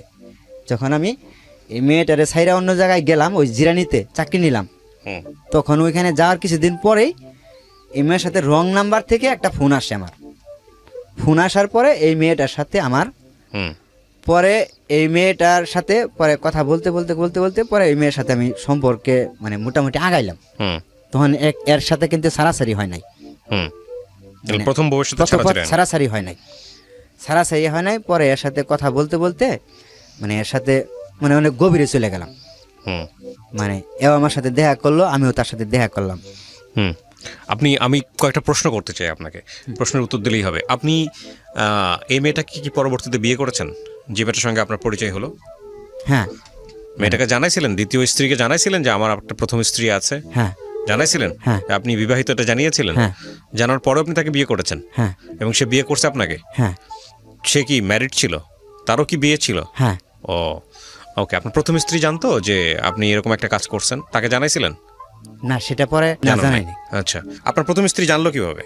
প্রথম স্ত্রী জানলো যে আমি যে এরে যে বিয়ে করছি, হুম বিয়ে কইরা যে আলাদা রুম নিয়ে আমি আসি হুম মানে যে জায়গায় সে মানে আমার যে মানে পরিচিত যারা আছে হুম বন্ধু হুম তাদের সাথে ফোন নাম্বার নিয়ে তাদের ফোন নাম্বার নিয়ে আপনাকে বের করে ফেলছে? হ্যাঁ আমাকে বের করে ফেলছে। আচ্ছা, তারপর? বের করছে, বের করে পরে আমার বাসায় হঠাৎ করে চলে আসছে।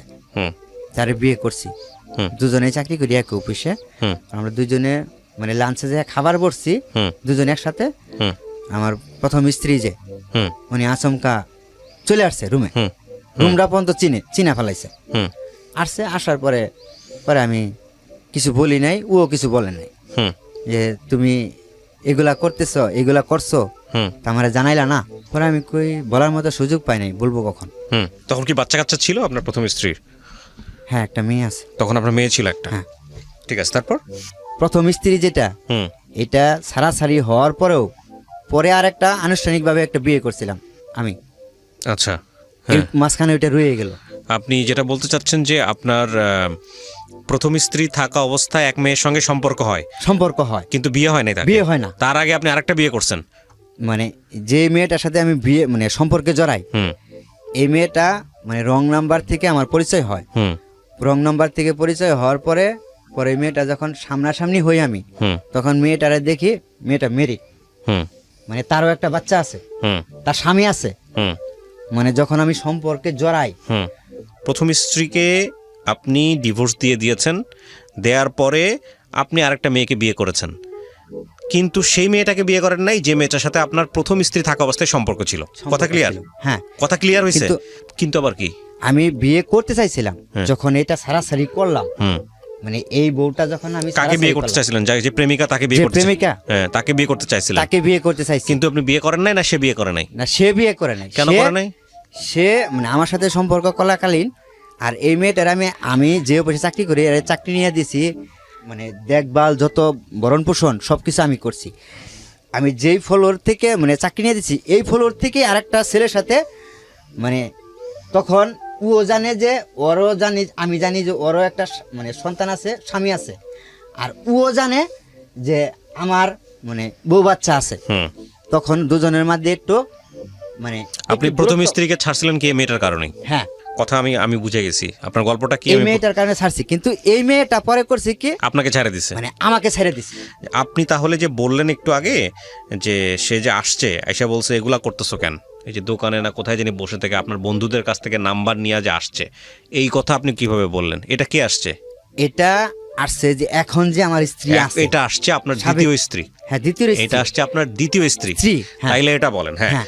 ঘটনাটা একটু প্যাচ খেয়ে গেছে প্রিয় দর্শক এবং শ্রোতা। সেটা হচ্ছে ওনার প্রথম স্ত্রীটা উনি যেটা বলছিলেন যে সেটা হচ্ছে ওনার ইচ্ছা ছিল না, কিন্তু ওনাকে জোর করে বিয়ে দিয়েছে ওনার শাশুড়ি, যেটা আমি আমার জায়গা থেকে আপনার জায়গা থেকে কিভাবে হয়েছে আপনি শুনেছেন, সেটাতে আপনারা আপনাদের মতো করে ভাববেন। এই প্রথম স্ত্রী ঘরে একটা বাচ্চা ছিল আপনার, মেয়েটার বয়স কত ছিল যখন তাকে ডিভোর্স দেন? 2 বছর। 2 বছর।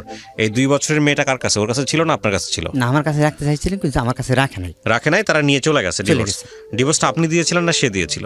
উনি দিয়েছিল। আচ্ছা, এবং এটা যে ডিভোর্স যে আপনাকে দিল, তখন কি সে জানতো যে আপনার আরেকটা মেয়ের সঙ্গে সম্পর্ক আছে? না, তখন সে জানতো না, এমনি এমনি ডিভোর্স দিয়েছে? কারণকে দেখাইছে? মানে তখন মানে আমার যে এই যে মানে মোবাইলে কথা বলতাম, মানে কারোর সাথে কথা বলতে গেলে আমাকে সন্দেহ করতো। না না, উনি ডিভোর্স দেখানোর কি কারণে ডিভোর্স দিয়েছে আপনাকে? পেপার পাইছেন? ডিভোর্সের পেপার পাইছেন? হ্যাঁ, কাগজপত্র পাইছেন? সেটা মানে সবার সম্মুখে হয়েছে। সম্মুখে হয়েছে? হ্যাঁ, সবার সম্মুখে হয়েছে। সেখানে ওর মা ছিল, মানে ও ছিল। আপনার পক্ষ থেকে কে ছিল? আমার পক্ষ থেকে আমার বড় ভাই ছিল, মানে আমার আচ্ছা, সবাই তখন ছিল। আপনি বলেছেন কি, মানে 2 বছর ধরে সংসার করলেন বা এতদিন ধরে সংসার করলেন, এখন একটা বাচ্চা আছে, মানে আপনি তো নিশ্চয়ই এটা বলছেন যে আপনার বিয়ে দেওয়াটা ঠিক হয় নাই তাদেরকে, এটাই তো কারণ দেখাইছেন, নাকি আপনাকে উপযুক্ত করে তারা চলে গেছে? এই ভদ্রমহিলা আপনাকে ডিভোর্স দিয়ে চলে গেছে, মানে সেটা কি আপনার এই প্রেমের কারণে, নাকি আলটিমেটলি অন্য কোনো কারণ ছিল, নাকি অন্য কোনো কারণ ছিল? কি কারণ সেটা?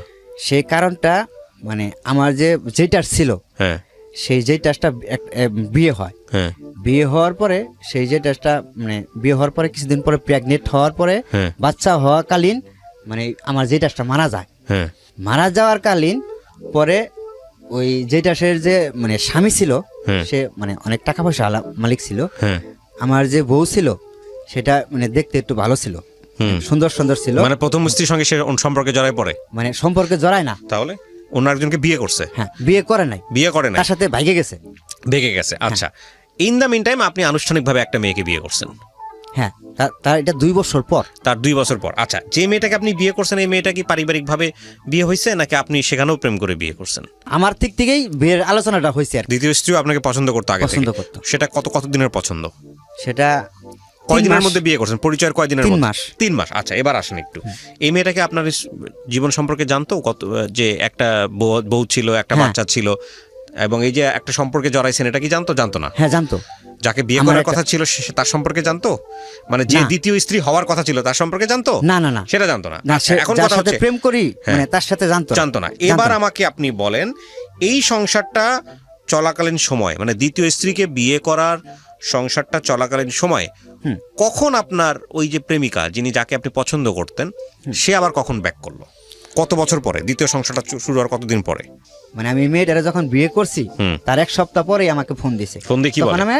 তখন আমাকে বলতেছে যে মানে অপরিচিত একটা নাম্বার দিয়ে ফোন দিছে। তখন আমার বলছে যে তুমি অমুক? আমি হ্যাঁ, আমি তো অমুক। পরে আমি ওর কথা শুনে বুঝে ফেলেছি তুমি কি। আমি বললাম যে তুমি কই আছো? তুমি তো হঠাৎ করে এত বছর পরে, 2 বছর 2.5 বছর পরে হঠাৎ করে আমাকে মনে করলা, কি মনে করে? পরে আমি তখন শ্বশুর বাড়ি, ওই শ্বশুর বাড়িতে আমি তখন মানে ওইখানে ফিরে নিতে গেছি আমি 1 সপ্তাহ পরে। পরে আমি কইলাম যে আমি তোমার সাথে পরে কথা বলতেছি, আমার সাথে মানে এখন সময় নাই, আমি সময় করে তোমাকে ফোন দেবো। এ কার নাম্বার? পরে আমি নাম্বারটা বলো যে এটা আমার নাম্বার, তুমি যে কোনো মুহূর্তে ফোন দিতে পারো। পরে আমি ওইখান থেকে রিটার্ন আসলাম। পরে এই মেয়েটা আমার সাথে যোগাযোগ মানে করা শুরু করলো। পরে আমি তার সাথে কন্টিনিউ কথা বললাম, মানে যা জীবনের ঘটনাগুলা যে যার সাথে যা ঘটছে 2 বছরের মধ্যে। আপনি ওকে জিজ্ঞেস করলেন না তুমি কি বিয়ে করছো কিনা? হ্যাঁ, আমি জিজ্ঞেস করছি। তুমি জিজ্ঞেস করলেন না যে বিয়ে করছো কিনা? তখন কি অ্যান্সার করলো সে? পরে আমারে বলছে যে আসলে আমাকে কি যেন খাওয়াইছিল, মানে আমার কি জানি খাওয়াইয়া মানে ওর প্রতি আকৃষ্ট করছিল। বিয়ে করছিল তাকে? না, বিয়ে করে নাই। আচ্ছা, তারপর তাকে 2 বছর মানে বিয়ে ছাড়াই মানে তাকে স্বামী স্ত্রীর মতো সংসার করছে 2 বছর। তারপর পরে এটা আমাকে বলে নাই, কিন্তু আমি এটা পরবর্তী জানতে পারছি তার বিয়ে করার পরে। এটা তাকে বিয়ে করার পরে আমি জানতে পারছি। ও আচ্ছা, তার মানে আপনার দ্বিতীয় স্ত্রী থাকা অবস্থায় আপনি তাকে বিয়ে করছিলাম। দ্বিতীয় স্ত্রীকে জানাইছিলেন যে আপনি 3 নাম্বার বিয়ে করতে যাচ্ছেন বা আপনার প্রেমিকাকে বিয়ে করতে যাচ্ছেন? এটা কি জানাইছিলেন আপনি দ্বিতীয় স্ত্রীকে? জানান নাই নিশ্চয়ই। না, এটা আমি মানে আমার ফ্যামিলিকে জানাইছিলাম। ফ্যামিলিকে জানাইছিলেন কিন্তু বউকে জানান নাই? আচ্ছা, তারপর এটা আমি জানাই নাই কেন?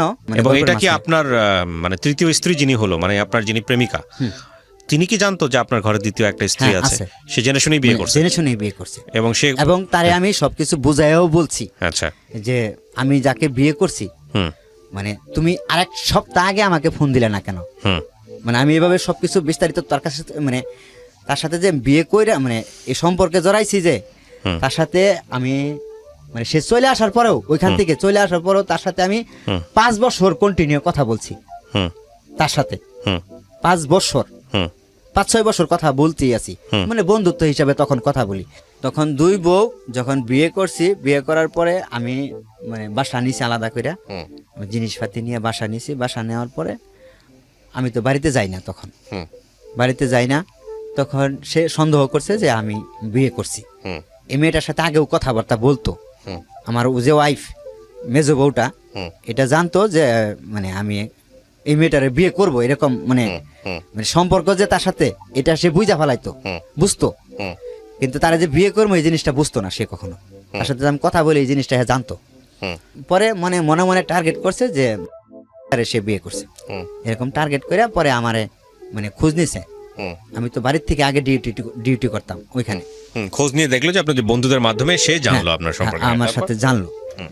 জানার পরে পরে সে হঠাৎ করে আচমকা দেখি মানে বাসায়, আচমকা হুম মানে লাঞ্চে খাইতে বসছি, পরে বাসায় আসলো।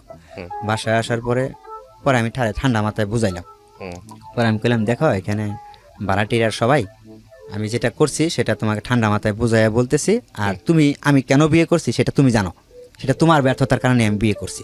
তোমার ব্যর্থতার কারণে আমি কিন্তু তোমারে মানে আমি পরে দ্বিতীয় বিয়ে করছি। আমি কিন্তু মানে বিয়ে করার ইচ্ছুক ছিল না।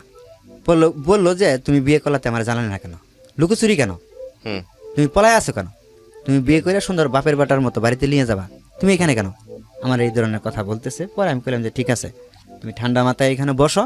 বসার পরে দুজনে মিট করে কথা বলি। সে এখানে বসলো না। ওই যে পরে যে যারা বিয়ে করছি, যারা প্রেমিকা হুম যেটা বিয়ে করলাম সিমলা করছে কি, হঠাৎ করে রুম থেকে বেরোয় সে অফিসে চলে গেছে। হুম মানে এখানে ও ভয় পাইয়ে গেছে, যেখানে কিছু হবে মানে ঝগড়াঝাটি হবে যদি হয়ে জায়গা, সে ভয় পায় অফিসে চলে গেছে না খাই। ভাত খাইতেছি, কেবলই বসছি, তখন রুমে গেছে। হুম তো অফিসে চলে গেছে। অফিসে চলে যাওয়ার পরে তো আমি ওরে খুঁজি। পরে ওর ফোনটার সাথে ছিল, আমি ফোন দিছি। ফোন দেওয়ার পরে আমি জিজ্ঞেস করছি তুমি কই? কয় আমি অফিসে আছি। আচ্ছা ঠিক আছে, তুমি অফিসে ঢুকো, আমি আসতেছি। হুম আমিও তো অফিসে ঢুকবো। পরে বুঝাইয়া মানে আমার যে বড় বউ, মেজো বউ, সেটাকে বুঝাইয়া বাড়িতে পাঠাইলাম। হুম বাড়িতে পাঠাইলাম, বললাম তুমি বাড়িতে যাও, আসতেছি বাড়িতে, মানে অফিস ছুটি হওয়ার পরে বাড়িতে আসতেছি। হুম ঠান্ডা মাথায় বুঝাইলাম, বললাম যে দেখো যা হয়েছে এনে সিন্ডিকেট করলে এখানে ঝামেলাটা হইব, হুম এখানে সিন্ডিকেট করে না, যা কিছু হয় বাড়িতে যাই কথা বলি আমি। পরে আমার কথাগুলো বুঝগুনা মানলো। মানার পরে সে বাড়িতে গেল। বাড়িতে যাওয়ার পরে বাড়িতে যায় কান্নাকাটি, মানে অনেক কান্নাকাটি করছে। বাড়িতে ফোন দিছে, ওদের বাড়িতে ফোন দিছে যে এর কারণে বিষয়, তোমার জামাই তো বিয়ে করছে, তোমাদের জামাই আরেকটা বিয়ে করছে, সে এখানে থাকে, আমার এখানে আসে না। সে এখানে আরেকটা মেয়ে নিয়ে বিয়ে করে আলাদা রুম নিছে। মানে আরও খাট খুট এগুলা কিনছি, মানে খাট কিনছিলাম, মোটরসাইকেল বেচে ফেলাইছিলাম, মোটরসাইকেল বেচে এগুলা খাট খুট আমি কিনছি যে সে এগুলা মানে জানছে।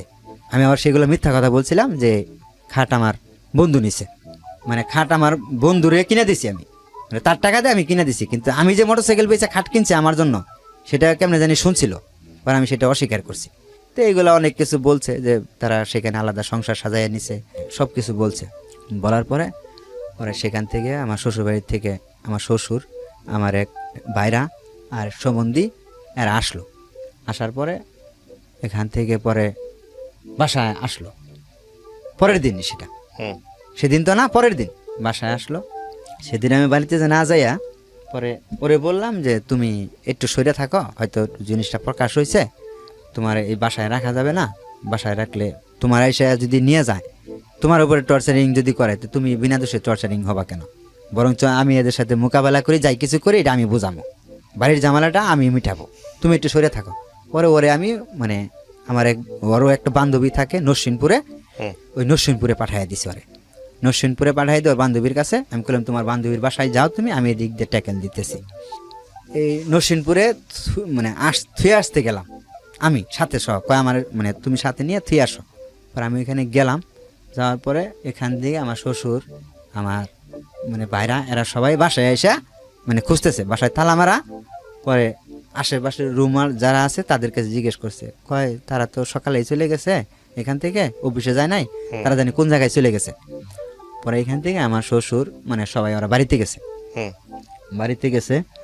পরে বাড়িতে যায় হেরা সবার সাথে কথাবার্তা বলতেছে যে মার সাথে, বোনের জামার সাথে। বড় ভাই তো বাহিরে থাকে, আমার বড় ভাই তো নাই। আমার আব্বা মারা গেছে অনেক আগেই, এই মানে দ্বিতীয় স্ত্রী বিয়ে করার পরে কিছুদিন পরেই আমার আব্বা মারা গেছে। বাবা নাই, মা আছে বাড়িতে, বোন আছে, বোন জামাই আছে। তাদের সাথে কথাবার্তা বলতেছে, মানে কথা বলতেছে। কথা বলার কালীন পরে তারা এক পর্যায়ে তাদের মেয়ে রাখবে না, এখানে নিয়ে যাবে না, আপনার ছেলে বিয়ে করছে। পরে তারা আমার আগে অনেকবার ফোন করলো, যে আসো তোমার সাথে কথা বলি, তুমি বিয়ে করছো বেশ ভালো কথা, একটা না 10টা করো, সমস্যা নাই, তুমি ভাত খাবার দিয়ে পালবা। তারা এই কথা বলতেছে, মানে আমার শ্বশুরও বলতেছে, আমার সম্বন্ধীও বলতেছে, তুমি বিয়ে করছো, তুমি ভাত খাবার দিয়ে পালতে পারলে আমার সমস্যা নাই তো। তারা এই কথা বলতেছে, তুমি বিয়ে করছো সমস্যা নাই, তুমি আসো এখানে, তোমার সাথে মানে মানে একটা কথা বলি। পরে আমি ওইখানে গেলাম না আবার, আমি পরে তাদের সাথে মোকাবেলা হইলাম না। পরে ওই যে ওরা নিয়ে যে বান্ধবীর বাসায় গেলাম, ওইখানে রাত রইলাম, ওইখানেই ওই বান্ধবীর রুমে, বান্ধবীর সহ আমি ওইখানে রইলাম। থাকার পরে আমার যে মানে বউরে আমি বারবার রিকোয়েস্ট করছি, ওরে আমি একটা কথাই বলছি, মানে আইরিনের মাও, তুমি যদি এখান থেকে চলে যাও তো তুমি কিন্তু কখনোই এখানে আসতে পারবে না। চলে যাইতেছে মানে বলতেছে যে তুমি যদি না আসো তাহলে আমারে কিন্তু আব্বা আম্মা আমার দুলাভাই নিয়ে যাবো এখান থেকে, রাখবে না, তোমার আসতে হইবে এখানে, তুমি এসে আমায় এখানে রাখো। পরে আমি কইলাম যে না, আমি ওইখানে যাইতে পারবো না, আমি তাদের মুখোমুখি হইতে পারবো না এখন, এই মুহূর্তে না, আমি অনেক দূরে আছি। তুমি বলো যে আমার জামাই বিয়ে করছে, যা কিছু করছে, আমি এখানে থাকবো। আমার জামাই তো আমার ভরণ পোষণ করতেছে, আমার তার মানে বাদ দিয়ে কিছু করতেছে না, খাবার দাবার তো সব কিছু দিতেছে, তুমি এই কথা বলো। তারা আমি এই কথা বলছি। এই বিষয়টা নিয়ে আমার যে বউর শারীরিক সমস্যা ছিল, এটা মানে ওদের ফ্যামিলির থেকেও জানে, আমার ফ্যামিলির থেকেও জানে, সবাই জানে, আমি নিজে ডাক্তার দেখাইছি পর্যন্ত। পরে আমি কইলাম যে তুমি যদি যাওগা এখান থেকে, মানে তেলে কিন্তু আর কখনোই আসতে পারবে না এখানে, তোমাকে যাই আনবো না। তার কারণ আমি যাই কিছু করছি না কেন, একমাত্র তোমার অবহেলার কারণে আমি করছি। তোমাকে বিয়ে করছিলাম, মানে পছন্দ করে বিয়ে করছিলাম, তোমাকে ফালাই দেওয়ার জন্য বিয়ে করি নাই। বলার পরে তারপরেও সে চলে গেল তার বাবা মা, আপনি তৃতীয় স্ত্রীর সঙ্গে? হ্যাঁ, আচ্ছা। তখন আমার তৃতীয় স্ত্রীর সঙ্গে চলে যাওয়ার পরে পরের দিন সকালবেলা, ওরা যেদিন বিকালবেলায় চলে গেল, তার পরের দিনই সকালবেলায় ফোন দিছে আমাকে। ফোন দেওয়ার পরে মানে বলতেছে, তুমি যদি না আসো আমার না নিতে, মানে তোমার পরিস্থিতি কিন্তু খারাপ হবো, তুমি যে বিয়ে করছো, তোমার বিরুদ্ধে অ্যাকশন নেব, তোমার বিরুদ্ধে মামলা করব। আমি চাই না যে তোমার কোনো ক্ষতি করুক, তোমার কোনো অ্যাকশনে যাক। তুমি বিয়ে করছো, তোমার বউ আমি মেনে নিছি, কিন্তু তুমি আইসা আমাকে নেও। মানে আমার দ্বিতীয় স্ত্রী এটা আমাকে বললো। পরে আমারে বললো যে তুমি যার সাথে বিয়ে করছো, যারে বিয়ে করছো, ওই সিমলারে ফোন দাও, আমি তো কথা বলবো। পরে ওরা দুজনে কথা বললো ফোনে। তার পরের দিন সকালবেলা, যার বান্ধবীর বাসায় যে আমি আসছিলাম, তার পরের দিন সকালবেলা ওরা দুজনে কথা বললো। কথা কি জানি বললো ফোনে। বলার পরে ও বলতেছে যে তুমি আর আনতে যাও, ও কইতেছে যে তুমি আমার নিতে আসো। যে তুমি কি মানে ঠিকভাবে বলতেছো, ঠিক করে কথা বলতেছো, আমি আর আনতে যাবো? কহ যাও, তুমি কই যাও, এটা আমি বুঝবো, তুমি যাও। আমি কই তুমি কি সুস্থ আছো? আমি এই কথাটা বলছি, তুমি কি সুস্থ আছো? মানে ওরা আমি এই কথাটা বলছিলাম, বইলা বিয়ে করছি, যে আইনের মাইরে আমি কখনোই মানে ছাড়তে চাই না। তোমারে বিয়ে করার পরে সে যদি তোমাকে মাইনে নিয়ে ভাত খাইতে পারে, তাহলে সে তার আলাদা বাড়িঘর, মানে যে বাড়িতে আছে ওইখানে থাকবো, আর তোমার আলাদা বাড়িঘর করে দিব আমি। এই কথাটা মানে তার সাথে আমি শেয়ার করে বিয়ে করছি তারে। পরে কয় ঠিক আছে, তুমি ওরা যাই নিয়ে আসো, তোমার ওইখানে মারে কাটে কি করে না করে এটা আমি মানে যদি তোমার নিয়ে ফাঁসায় ওইখানে, আমি তোমার ওইখান থেকে ছুটে আনবো। তোমার এরকম মানে আমাকে বলতেছে, ও আমাকে এই ধরনের সাপোর্ট দিতেছে। ওকে প্রিয় শ্রোতা, ছোট্ট একটা বিরতি নেবার আগে আপনাদের সবার জন্য বলছি, ঢাকা এফএম এর আরও একটি ইউটিউব চ্যানেল, যেখানে আপনারা আমাদের এই অনুষ্ঠানগুলোর ভিডিও কন্টেন্ট দেখতে পাবেন। আপনারা সবাই চ্যানেলটি সাবস্ক্রাইব করুন। আমাদের চ্যানেলটির ঠিকানা হচ্ছে www.youtube.com/ilovedhakafm। আমার এই অনুষ্ঠানগুলোতে যদি আপনি অংশগ্রহণ করতে চান আমাদেরকে ফোন করবেন। আমাদের ফোন নাম্বারটি হচ্ছে 09611904904। আমি আবারও বলছি 09611904904। ওকে, ছোট্ট একটা বিরতি। জীবন গল্প, জীবন গল্প, জীবন নাটকের চেয়েও নাটকীয়।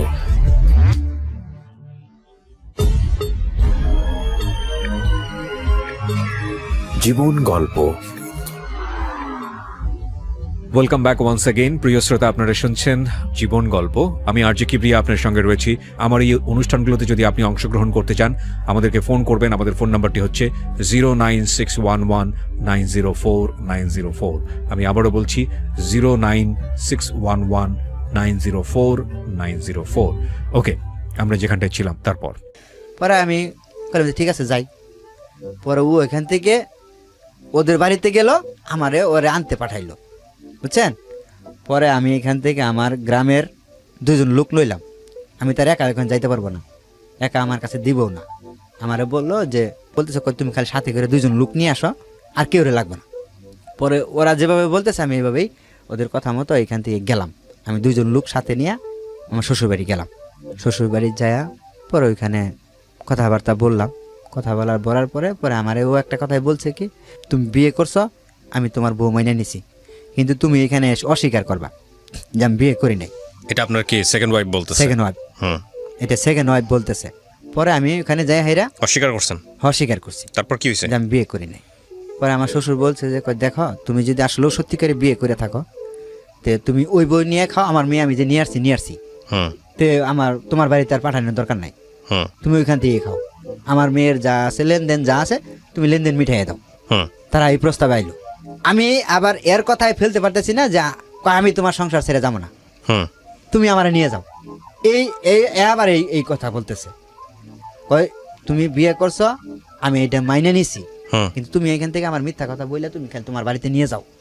আমি ওরে মাইনে নিম, আমি ওরে মাইনে নিয়ে যদি খাইতে পারি তাহলে মানে আর কেউ তো সমস্যা নাই, আমার বাবা মার সমস্যার কথা থাকার কথা না। যাই হোক, কি করেছেন আপনি তারপরে? পরে ওইখান থেকে যাই হোক মানে মিথ্যা কথা বললে আমি নিয়ে আসলাম যে আমি বিয়ে করি নাই, যা করছি এটা আমি ভুল করছি, এটা আমি সমাধান মানে আমি এটা সমাধান করবো, আমাদের কিছু করা লাগবে না। পরে ওইখান থেকে তারপরের দিন তার সাথে করে নিয়ে আসলাম, বাচ্চার মারে নিয়ে আসলাম।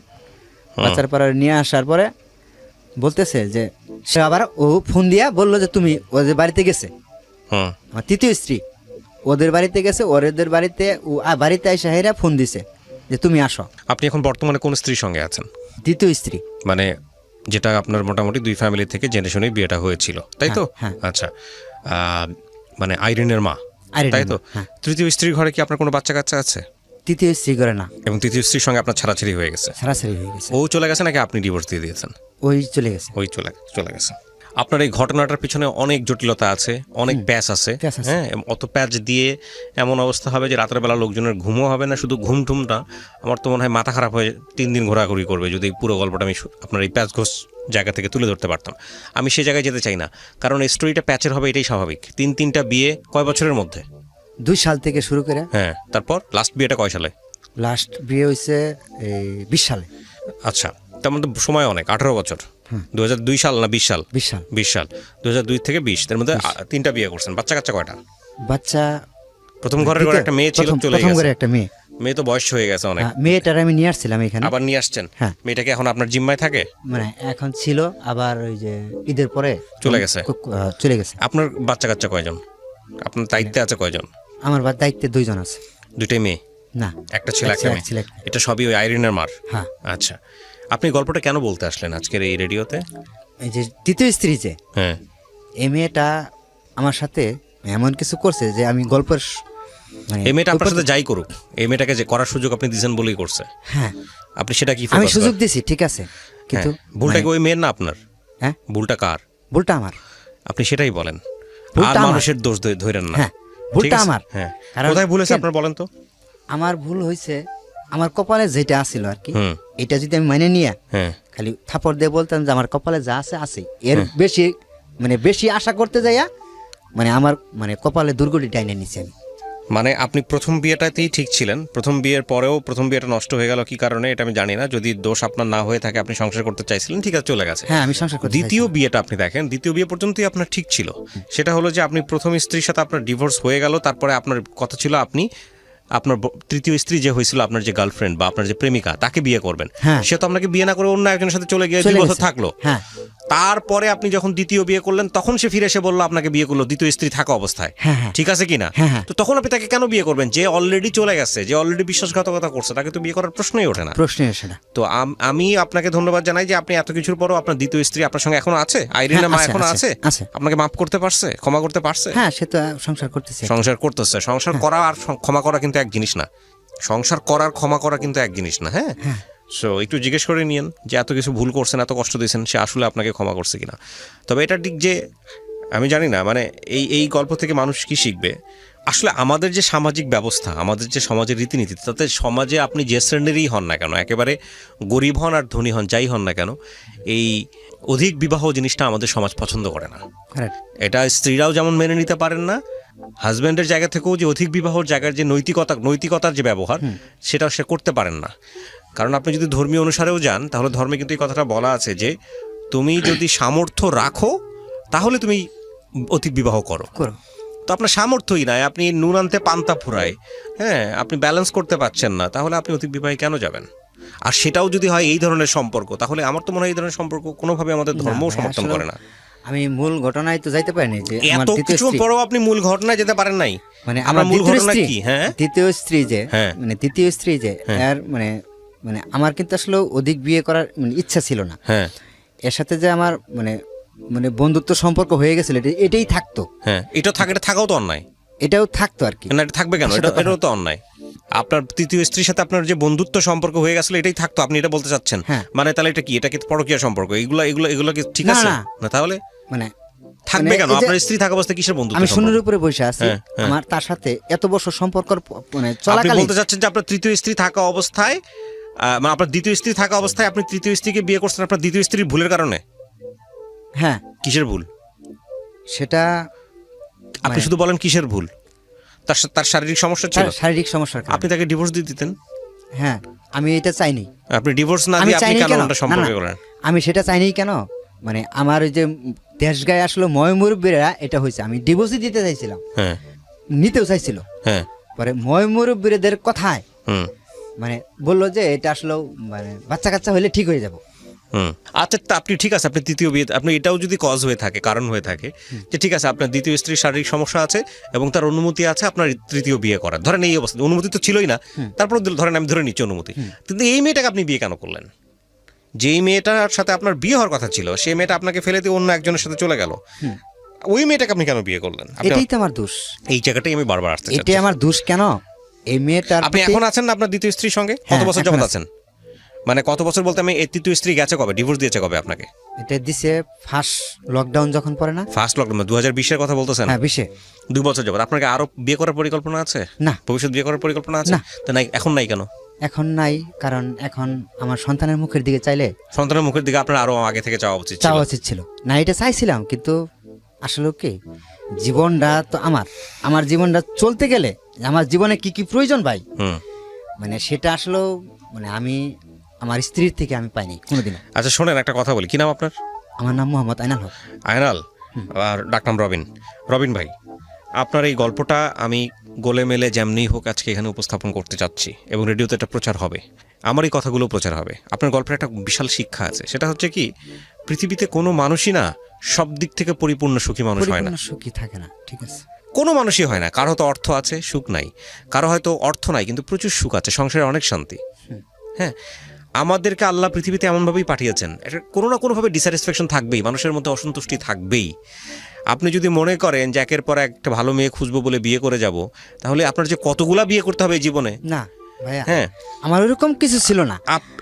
আমি সাধারণ ঘরের একটা ছেলে, আমি কিন্তু কঠোর পরিশ্রম করতে জানি। আমি জানি, আমি কঠোর পরিশ্রম করতে জানি। আমি এমন কোনো কাজ নাই যে পারি না, ধান গাড়ার থেকে শুরু করে ধান কাটার থেকে শুরু করে এভরিথিং সবকিছু করতে জানি।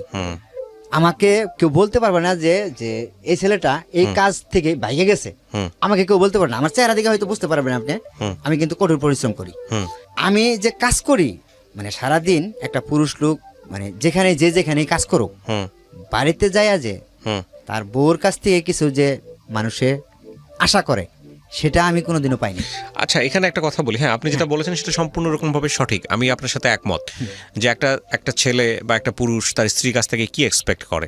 সে সারাদিন পরিশ্রম করে যাওয়ার পরে তার বউটা খুব পরিপাটি গোছানো থাকবে, তাকে দেখে সুন্দর করে মিষ্টি একটা হাসি দেবে।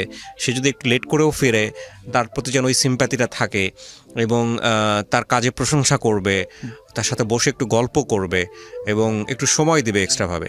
আবার হাজব্যান্ডও ঠিক ওই সময়টাতে একটু অ্যাটেনশন দেওয়া উচিত ওয়াইফের প্রতি, যে না আমি আসছি, আমার এখন কাজটা সাইড করে রেখে আমি একটু গল্প করি, খাওয়ার টেবিলে বসে হোক 10 মিনিটের জন্য। এটা যে আমি আপনাকে বলতেছি না, আমি নিজেও কখনো অনেক সময় প্র্যাকটিস করতে পারি না, বাট আমাদের এক্সপেকটেশনের জায়গা এটা থাকে। তো এখন কথা হচ্ছে কি, বাচ্চা কাচ্চা হয়ে গেলে না এইসবের হিসাব একটু অন্যরকমভাবে করতে হয় তা ঠিক আছে। জীবনে। কিন্তু আরেকটা জিনিস, হ্যাঁ। আমি যে এইখানে আসছি, হুম মানে আমি যে বলছি সকালবেলায় বের হয়েছি, সকালবেলায় আমি ভালুকা স্ট্যান্ডে ফলের দোকানদারি, মানে এখন দোকান করি, ফলের দোকান। সকালবেলায় আমি যে প্যান্ট শার্ট পরে পাঞ্জাবি পরে দোকানে আসছি, দোকানে এসে আমি এক দুপুর দোকান করে পরে কিন্তু গাড়ি চড়ছি। আমি সকালবেলায় খালি এটুকুই বলছি তারে, আমি আজকে ঢাকা যাব। সে আমাকে এই প্রশ্নটা করলো না যে তুমি ঢাকা কী কারণে যাবা।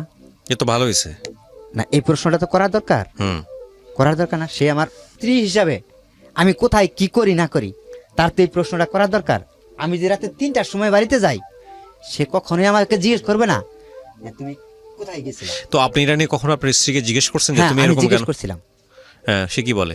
আমি মানে সে আসলে কি জানেন ভাই, সে ভাত আর কাপড় পাইলি হয়, তে অনেক আর ভালো, কোনো সে কিছু প্রয়োজন নাই। তো অনেক ভালো মানুষ। আমি পুরুষ লোক, হ্যাঁ। আমি কি করব? আমি কি পাপ করে বেড়াবো?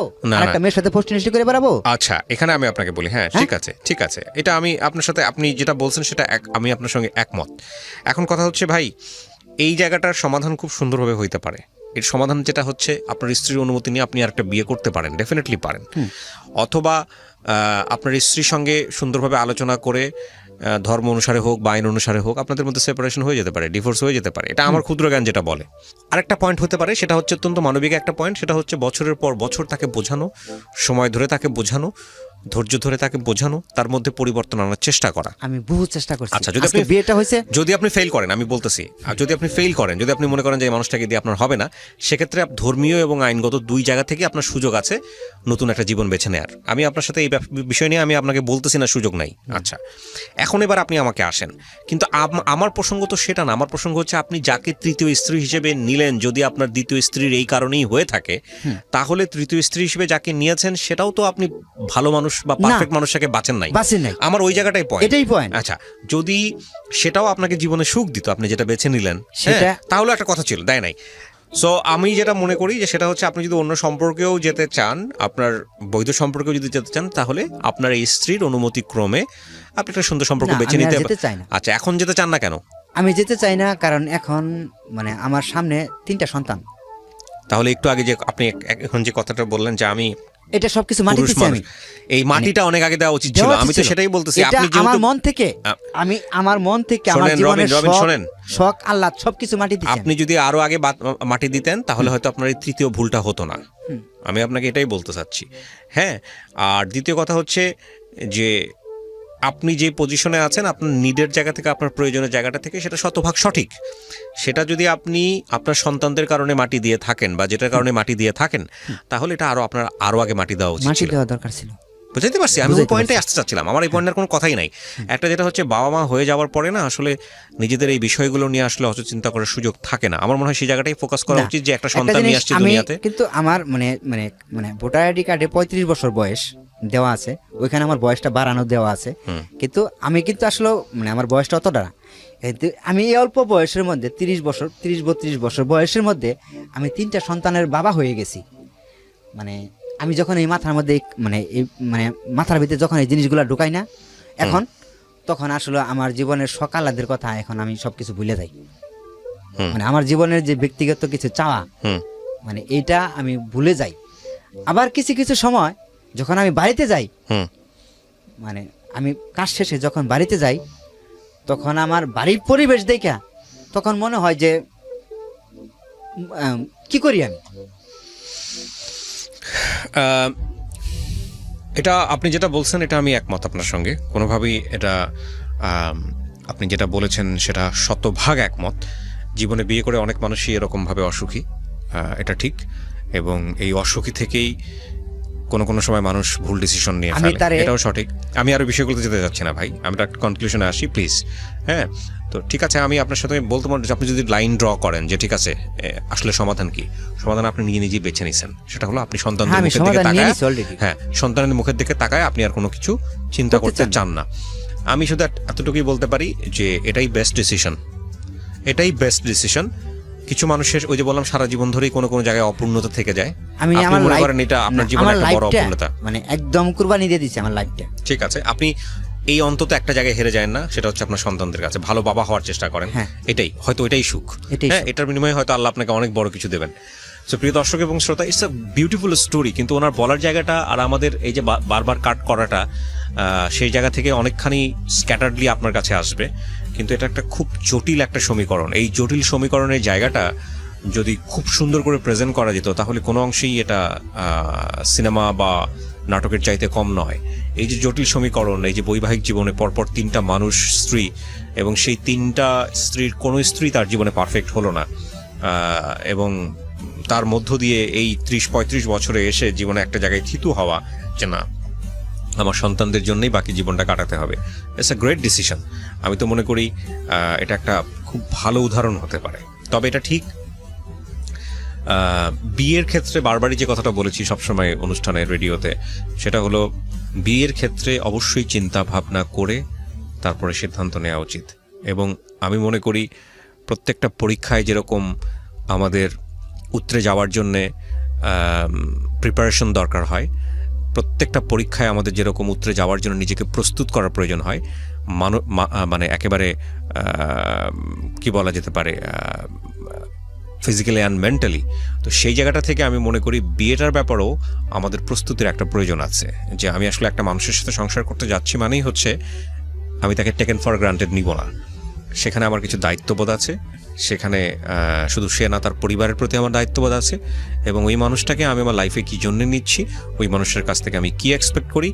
এটা বেশিরভাগ ক্ষেত্রে আমরা উল্টোটা চিন্তা করি, বেশিরভাগ ক্ষেত্রে চিন্তা করি আমার জীবনে রাজকন্যা আসবে, আমার জীবনে রাজপুত্র আসবে, আমরা চিন্তা করি যে রাজকন্যা এসে আমার জীবনটাকে আলোকিত করে চলবে, মানে আমার কোনো দায়িত্ব আছে তার প্রতি সেটা ভুলে যাই, এবং একইভাবে রাজপুত্র এসে আমার জীবনটাকে আলোকিত করে তুলবে। তো এই বিষয়গুলো চিন্তা ভাবনা থেকে, এই ফ্যান্টাসি থেকে আমাদের বের হয়ে আসতে হবে, রিয়েল লাইফ নিয়ে ভাবতে হবে যে একটা মানুষ এরকম হয়, একটা মানুষের সাথে স্টে করতে গেলে একই বাথরুম একই ওয়াশরুম শেয়ার করতে হয়, একই বেডরুম শেয়ার করতে হয়, হ্যাঁ অনেক কিছু শেয়ার করতে হয়, এবং এই শেয়ারিংয়ের জায়গায় অনেক কিছুই ডিসিমিলারিটিস চোখে পড়ে। হ্যাঁ দেখা গেল যে খুব ছোট্ট একটা জিনিস, হয়তো ব্রাশ, প্রতিদিন সকালবেলা দাঁত ব্রাশ করে আপনি যেখানে ব্রাশটা করেন, ব্রাশটা রাখেন, সেটা তার স্টাইলে ডিফারেন্ট, এবং সেটা আপনি অ্যাকসেপ্ট করতে পারছেন না। কিন্তু যদি মেন্টালিটি আপনার তৈরি থাকে আগে থেকে না সে ডিফারেন্ট হতে পারে এই জায়গাটাতে, তাহলে দেখবেন আপনি তাকে ইজিলি রিসিভ করতে পারছেন। সো আমি মনে করি কারোর ভিতরে চেঞ্জ আনাটার প্রথম এবং প্রধান ধাপ হলো তাকে আপনার রিসিভ করতে হবে। মানে আপনি যদি কাউকে চেঞ্জ করতে চান আপনার নিজের মতো করে, যদি আপনি মনে করেন যে if he or she is wrong, then আপনাকে ওর রংটাকে অ্যাকসেপ্ট করতে হবে, অ্যাকসেপ্ট করে ওটাকে আপনার আয়ত্তে নিয়ে তারপর সুন্দর করে ওটাকে চেঞ্জ করতে হবে। আদারওয়াইজ যেটা হবে, এটা সংঘর্ষ তৈরি হবে, এবং এই সংঘর্ষে একজন জিতবে, বেশিরভাগ ক্ষেত্রেই দুইজনই হারে। কারণ বিয়ের পরে ডিভোর্স দিয়ে বের হয়ে যাওয়া, এতে আসলে দুইজনেরই লস, এবং এই কাজটাকে আল্লাহ সবচাইতে অপছন্দ করেন, এবং শয়তানের সবচেয়ে প্রিয় কাজ এটা, দুজনের মধ্যে ঝামেলা তৈরি করে দেয়। So thank you so much, আমরা আজকের মতো এখানেই শেষ করছি। সম্পর্ক অত্যন্ত জটিল একটা সমীকরণ, সেটার জন্য প্রিপারেশন দরকার। বৈশা ওদের সাথে এইভাবেই সম্পর্কে মানে গল্প করতাম, বৈশা গল্প করতাম, পরে টিটকারি ফাজদামি মজা এগুলা করতাম করার সময় পরে আমাকে ওই মানে কুলসুম যে মেয়েটা, খালার যে কুলসুম মেয়েটা, এই মেয়েটা আমাকে মানে বলল যে ভাই আমাকে কি দিবেন, সামনে তো ঈদের মধ্যে আপনি আমাকে কি দিবেন। পরে আমি কইলাম যে তুমি কি নিবা, কয় আপনি আমার বড় ভাই, তা আপনি আমার কি দিবেন। পরে আমি কইলাম তুমি যা নিয়ে খুশি, ঈদের মধ্যে তুমি বড় ভাইয়ের কাছ থেকে ঈদ বোনাস নিবা, ঈদের গিফট নিবা, তুমি যা নিয়ে খুশি। পরে আমি ওই মেয়েটারে নিয়ে, খালার মেয়েরে নিয়ে কোনাবাড়ি মার্কেটে গেলাম। কোনাবাড়ি মার্কেটে যাওয়াকালীন পরে ওনারে একটা শাড়ি কিনে দিলাম, মানে কুলসুমরে হুম। একটা শাড়ি কিনে দিলাম কুলসুমডে শাড়ি কিনে দিলাম। পরে আমাকে প্যান্ট শার্ট কিনে দেওয়ার জন্য মানে খুব রিক করলো যে ভাই আম্মা বলছে আপনার প্যান্ট শার্ট কিনে দেওয়ার জন্য। হুম। পরে আমি কইছি না, তুমি ছোটো আমার, তুমি আমারে প্যান্ট শার্ট কিনে দেবা কেন? আমি তোমারে মানে তুমি বাইকে ডাকো আমারে, আমি তোমারে একটা শাড়ি দিছি, ঈদের উপহার দিছি তোমাকে এটা। হুম। পরে আমি এখান থেকে ব্যাগে চলে আসলাম ওরে নিয়ে মার্কেট থেকে বাসায় আসলাম। বাসায় আসার পরে ওইখানে আমি খাওয়া দাওয়া করে গল্প করছি রাত্রির 11টা পর্যন্ত। হুম। রাত্রির 11টা পর্যন্ত গল্প কইরা পরে তাদের সাথে মানে এমন একটা ক্লোজ হইলো, আমার খুব ক্লোজ হইলো ওই খালার সাথে, খালার মানে সন্তানদের সাথে মানে খুব ক্লোজ হয়ে গেল। ক্লোজ যাওয়ার পরে এই ঈদের মধ্যে যেই ঈদ আসতেছে, হুম। ঈদের মধ্যে খালা আমাকে অফার করলো যে এই ঈদের ছুটিতে চলো আমাদের বাড়িতে বেড়াইতে যাই। হুম।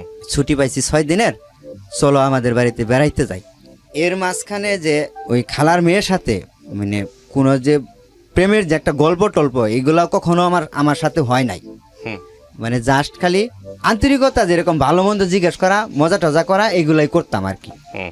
এরকম মানে ভাবে আমি ভাই বোন হিসাবেই থাকতাম আর কি। পরে খালা আমাকে অফার করলো যে চলো আমাদের বাড়িতে যাই ঈদের মধ্যে বেড়াইতে। পরে আমি কইলাম যে আমার তো বাবা মা আছে, আমার বাবা মা কী কয় আমি শুনে নই। আবার আমার ছোটোবেলার থেকে একটা অভ্যাস ওই যে কইলাম যে মানে দেশ ঘোরা, বিভিন্ন জায়গায় যাওয়া, এইগুলো আমার পছন্দ, ভালো লাগতো আর কি। হুম। পরে আমি আম্মার কাছে ফোন দিলাম, বললাম যে মা আমি যেখানে খাই যে খালার বাসায়, এরা তো এদের বাড়িতে যাইতে বলতেছে, আমি যাই। পরে আম্মা আমাকে নিষেধ করলো। হুম। আমার মা বললো যে তুই বছরকার দিন ওঠাই যাবি, সবাই বাড়িতে আইতাছে, আবার তুই যাবি আরেক জায়গা, আচ্ছা। ওঠাই যাওয়া লাগবে না, তুই আইসা পর, বাড়িতে আইসা পর, ঈদের ছুটি পাবি, তুই বাড়িতে আইসা পর। পরে আমি মারে বুঝাই কইলাম যে মা আমি ওইখানে হয়তো ঈদের দিন তোকে থাইকা ঈদের পরের দিন দরকারে চলে আসবো নি, দুদিন এসে বাড়িতে থাকবো নি। হুম। পরে আমি জামালপুর গেলাম, ঈদের ছুটি পাইলাম, যে ঈদের ছুটি পাওয়ার যেদিন পাইলাম, রাত্রে ছুটি পাইলাম সন্ধ্যার দিক দেয়, ওদিন নাইটেই ওদের সাথে মানে আমি মানে জামালপুর গেলাম ওদের সাথে, ওরা সবাই ফ্যামিলির সবাই মিলে একসাথে হুম। নাইটের গাড়িতে গেলাম।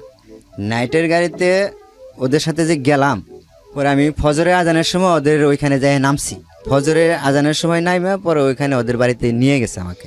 পরে বাড়িতে যাওয়ার পরে আমি ওইখানে যাই ঘুমাইছি, ঘুমাইতে করছি 12টা বাজে ঘুমের থেকে উঠা গোসল টোসল দিয়ে খাওয়া দাওয়া করছি। খাওয়া দাওয়া করার পরে মানে খাওয়া দাওয়া করার পরে আমি দুপুরে আবার শুয়ে একটু ঘুমাইছিলাম মনে হয়। পরে 4টার সময় আমি উঠে একদম মানে বসে রয়েছি। পরে 4-5টা মহিলা এসে আমাকে মানে উদ্দেশ্য করে বলতেছে যে জামাই কোনটা আচ্ছা। এটা বলতেছে। তখন আপনি বিয়ে করেন নাই? না, তখন আমি কোনো বিয়ে করি নাই, এদের সাথে কোনো বিয়ের আলোচনা নাই। হঠাৎ করে ওদের বাড়িতে কিন্তু আমি গেছি বেড়াইতে। হুম। পরে আমার মনের ভেতরে জানি কেমন একটা লাগলো। পরে আমি ওই মহিলারে আগায় যায় মানে একটু আড়ালে যায় টাগায় যায় জিজ্ঞেস করছি। হুম। বয়স তেমন না আর কি, ভাবিকে ডাক দিছি যে ভাবি একটু শুনবেন, আপনি একটু আগে যে একটা কথা বললেন জামাই কোনটা, হুম। এই কথাটা কেন বললেন? পরে আমারে বলতেছে কয় কে তুমি কুলসুমডি বিয়ে করতে আসো নাই? ওকে, মানে আপনি জানতেন না, আলটিমেটলি ওরা না। বলছে। হ্যাঁ। হ্যাঁ ওরা বলছে। পরে আমি কইলাম যে না আমি তো এই ব্যাপারে তো আসি নাই, আমি তো এখানে আসছি বেড়াইতে, আমি তো কুলসুমরে বিয়ে করতে আসি নাই। হুম। পরে কয় না ওর আম্মা ওর বাবা সবাই বলছে যে তুমি বিয়ে করতে আসছো। পরে আমি তো কইলাম না আমি তো বিয়ে করতে আসি না, আমি তো এখানে আসছি বেড়াইতে। আমি ওনারে খালা কইয়া ডাকি, আর ওনার মেয়ের সাথে তো আমার কোনো রিলেশনও নাই। খালার মেয়ের সাথে তো আমার কোনো রিলেশন নাই, কোনো সম্পর্ক নাই। আমি খালার মেয়েরে কখনো বলিও নাই যে আমি আপনার মেয়েরে বিয়ে করবো, এমন ধরনের কোনো কথাই বলি নাই। তারা আমার ভাই কইয়া ডাকে, আমি তাদেরকে বোন কইয়া ডাকি, ছোটো বোন হিসাবে মানে আমি দেখি, তাদেরকে তো আমি এরকম বলি নাই। আমি ওই খালার সাথে গেলাম, খালারে ডাক দিলাম যে খালা আপনি একটু এদিকে আসেন তো। পরে আমি কইলাম যে আমি বলে আপনার মেয়েরে বিয়ে করতে আসছি খালা, আপনি এই কথাটা মানে ওনাদের কাছে বলছেন। পরে কয় বাবা তোমার সাথে আমার কথা আছে, আমি একটু এদিকে আসো। পরে আমি গেলাম, পরে ওইদিকে আমাকে নিয়ে গেল অন্য সাইটে নিয়ে গেল। সাইটে নিয়ে যাওয়ার পরে আমারে বলতেছে কয় তুমি এখানে একটু দাঁড়াও, পরে আমি মানে তোমার নিরিবিলি জায়গায় নিয়ে বিষয়টা বুঝাইতেছি। পরে আমি তখন আবার মানে এই ঈদের আগদে আমি একটা মোবাইল সেট কিনছি, 1600 মডেলের একটা সেট, সেই মোবাইল ফোনটা আমার কাছ থেকে নিয়ে নিছে। তখন আমার হাতে ফোন, এটা 2007 সালে, তখন আমার হাতে মোবাইল আছে। তখন ওই মোবাইলটা আমার হাত থেকে নিয়ে নিছে। মোবাইলটা নিয়ে ফোন করার কথা বইলা মোবাইলটা নিয়ে নিছে। পরে ওই খালা আমাকে মানে এমন একটা জায়গায় নিল, মানে যেখানে মানে গ্রামে একটা চর জায়গা বলে, আলাদা ফাঁকা জায়গা, সেখানে আমারে নিল। নেওয়ার পরে আমারে বলতেছে, কয় বাবা তুমি যদি আমার মেয়ের বিয়ে না করো, কয় তাহলে আমার এই এলাকায় থাকুন যাব না, আমার এলাকায় মুখ দেখান যাব না। আমি তো ভাবছি যে তুমি মানে কুলসুমের সাথে সম্পর্ক করো, তুমি কুলসুমটা পছন্দ করো, তুমি এই কুলসুমটি বিয়ে করবা। আমি কইলাম আপনার এরকম মনে হইলো কেন? আমি কি আপনার মেয়েরে কোথাও বেড়াইতে নিয়ে গেছি কোনো দিন কইতে পারবেন? আমি তো আপনার মেয়েরে কোথাও কোনো দিন বেড়াইতেও নিয়ে যাই নাই, যে কোনো জায়গায় ঘুরতে গেছি, কোনো জায়গায় বেড়াইতে গেছি, তাও তো না, এমন তো না। জাস্ট আপনার রুমে আমি খাওয়া দাওয়া করতাম, আপনাদের সামনেই খোলামেলাভাবে যেটুকু কথা বলতাম এইটুকুই। পরে কয় তুমি যে এই ঈদের মধ্যে ওই যে মানে ওরে শাড়ি কিনে দিলা, ও তয়ে বলছে যে আমারে বিয়ে করব। কয় কুলসুম আইসা আমারে বলছে যে আমারে বিয়ে করব। তো আপনি শাড়ি কিনে দিতে গেছিলেন কেন? শাড়ি দিতে কেন গেছিলাম? পরে আমি কইলাম যে এটা তোমার বিয়ের উপহার। আমি এই কথাটা শাড়ি কিনে দেওয়া এই কথাটা বলছিলামও, যে এটা তোমার বিয়ের তিন উপহার। বোনের মধ্যে আপনি কাকে কিনে দিয়েছেন? শুধু কুলসুমকে? কুলসুমকে, আর বাকি দুজনকে কিনে দেন নাই? আর না, আর কাউকে কিনে দিনি। তো সন্দেহ করা ঠিকই আছে। হ্যাঁ, তারপর? পরে আমি ওই শাড়িটা কিনে দিয়া পরে এই ব্যাককালটা হয়েছি। ওই শাড়ির সূত্র ধরে এরা আমার ভাবছে যে আমি কুলসুমটা পছন্দ করি, আমি কুলসুমটা বিয়ে করব। এই সূত্র ধরে হেরা এই বাড়িতে, আমি যে আর ওই যে আমাকে অফার করছে যে চলো আমাদের বাড়িতে বেড়াইতে যাই। আর এই খালা আমাকে সবসময়ই বলতো কি, ওইখানে ভাত খাওয়ার সময় বইয়ে গল্প টল্প করতাম। ওদের গ্রামের একটা ভাষা আছে, গেল্লা কইয়া কয়, মানে ছেলেরে গেল্লা কয়, গেল্লা তোমার আমগো এলাকায় বিয়ে করাম। খালা এই কথাটা আমাকে সবসময়ের জন্যই বলতো। ঠিক আছে, এবার নিজের মেয়েরই দিয়ে দিছে। হ্যাঁ, যে এই কথাটাই সবসময়ের জন্য আমাকে বলতো। পরে ওইখানে ওই খালা করছে কি, পরে ওইখানে যে ওই যে আমার নিয়ে গেল, নিয়ে যাওয়ার পরে এরকম মানে আমাকে এরকম বুঝাইতেছে, বলতেছে যে তুমি যদি বিয়ে না করো তাহলে আমি তো এরকম মনে করছি যে তুমি আমার কুলসুমকে পছন্দ করো, তোমরা দুজনের সম্পর্ক আছে, তোমরা বিয়ে করবা। এখন কি এরপর আপনি কি করলেন? পরে আমার মানে ডাইরেক্ট আমার হাতে পায়ে ধরে মানে কান্নাকাটি শুরু করে দিছে। পরে আমি কইছি, খালা আপনি কান্দেন কেন? আমি তো আপনার মেয়ের কখনো বলি নাই যে বিয়ে করব, এরকম মানে সিচুয়েশন পরিচয় হয় নাই, এরকম মানে পরিবেশ হয় নাই যে আপনার মেয়েকে আমাকে বিয়ে করতেই হবে, এরকম পরিবেশ মানে এখনো হয় নাই। আমার বাড়িতে বাবা আছে, মা আছে, ভাই বোন সবাই আছে। আপনার মেয়ের আমি বিয়ে করে নিয়ে বাড়িতে উঠাইতে পারবো? আর আমার বইয়ের বয়স হয়েছে এখন, আমার বিয়ের বয়স তো এখন হয় নাই, আমার বয়স কেবল 17-18 বছর, আমার বিয়ের বয়স হয় নাই। তো যদি আমার বিয়ে করার ইচ্ছুক থাকে তো আমার গার্জিয়ান আছে, আমি তাদেরকে বলবো, তারা আমার জন্য মেয়ে দেখবে, তারা তাদেরকে মেয়ে দেখে আমি পছন্দ করে বিয়ে করব, এরকম বলছি। পরে ওইখানে রাত্রে 10টা পর্যন্ত এই খালা কান্নাকাটি আমার মানে হাতে পায়ে ধইরা, তুমি যদি আমার মেয়েরে বিয়ে না করাতে আমার মেয়ে বিষ খাওয়াবো, এইটা খাবো সেইটা খাবো, মানে কত কিছু দেয়া যে।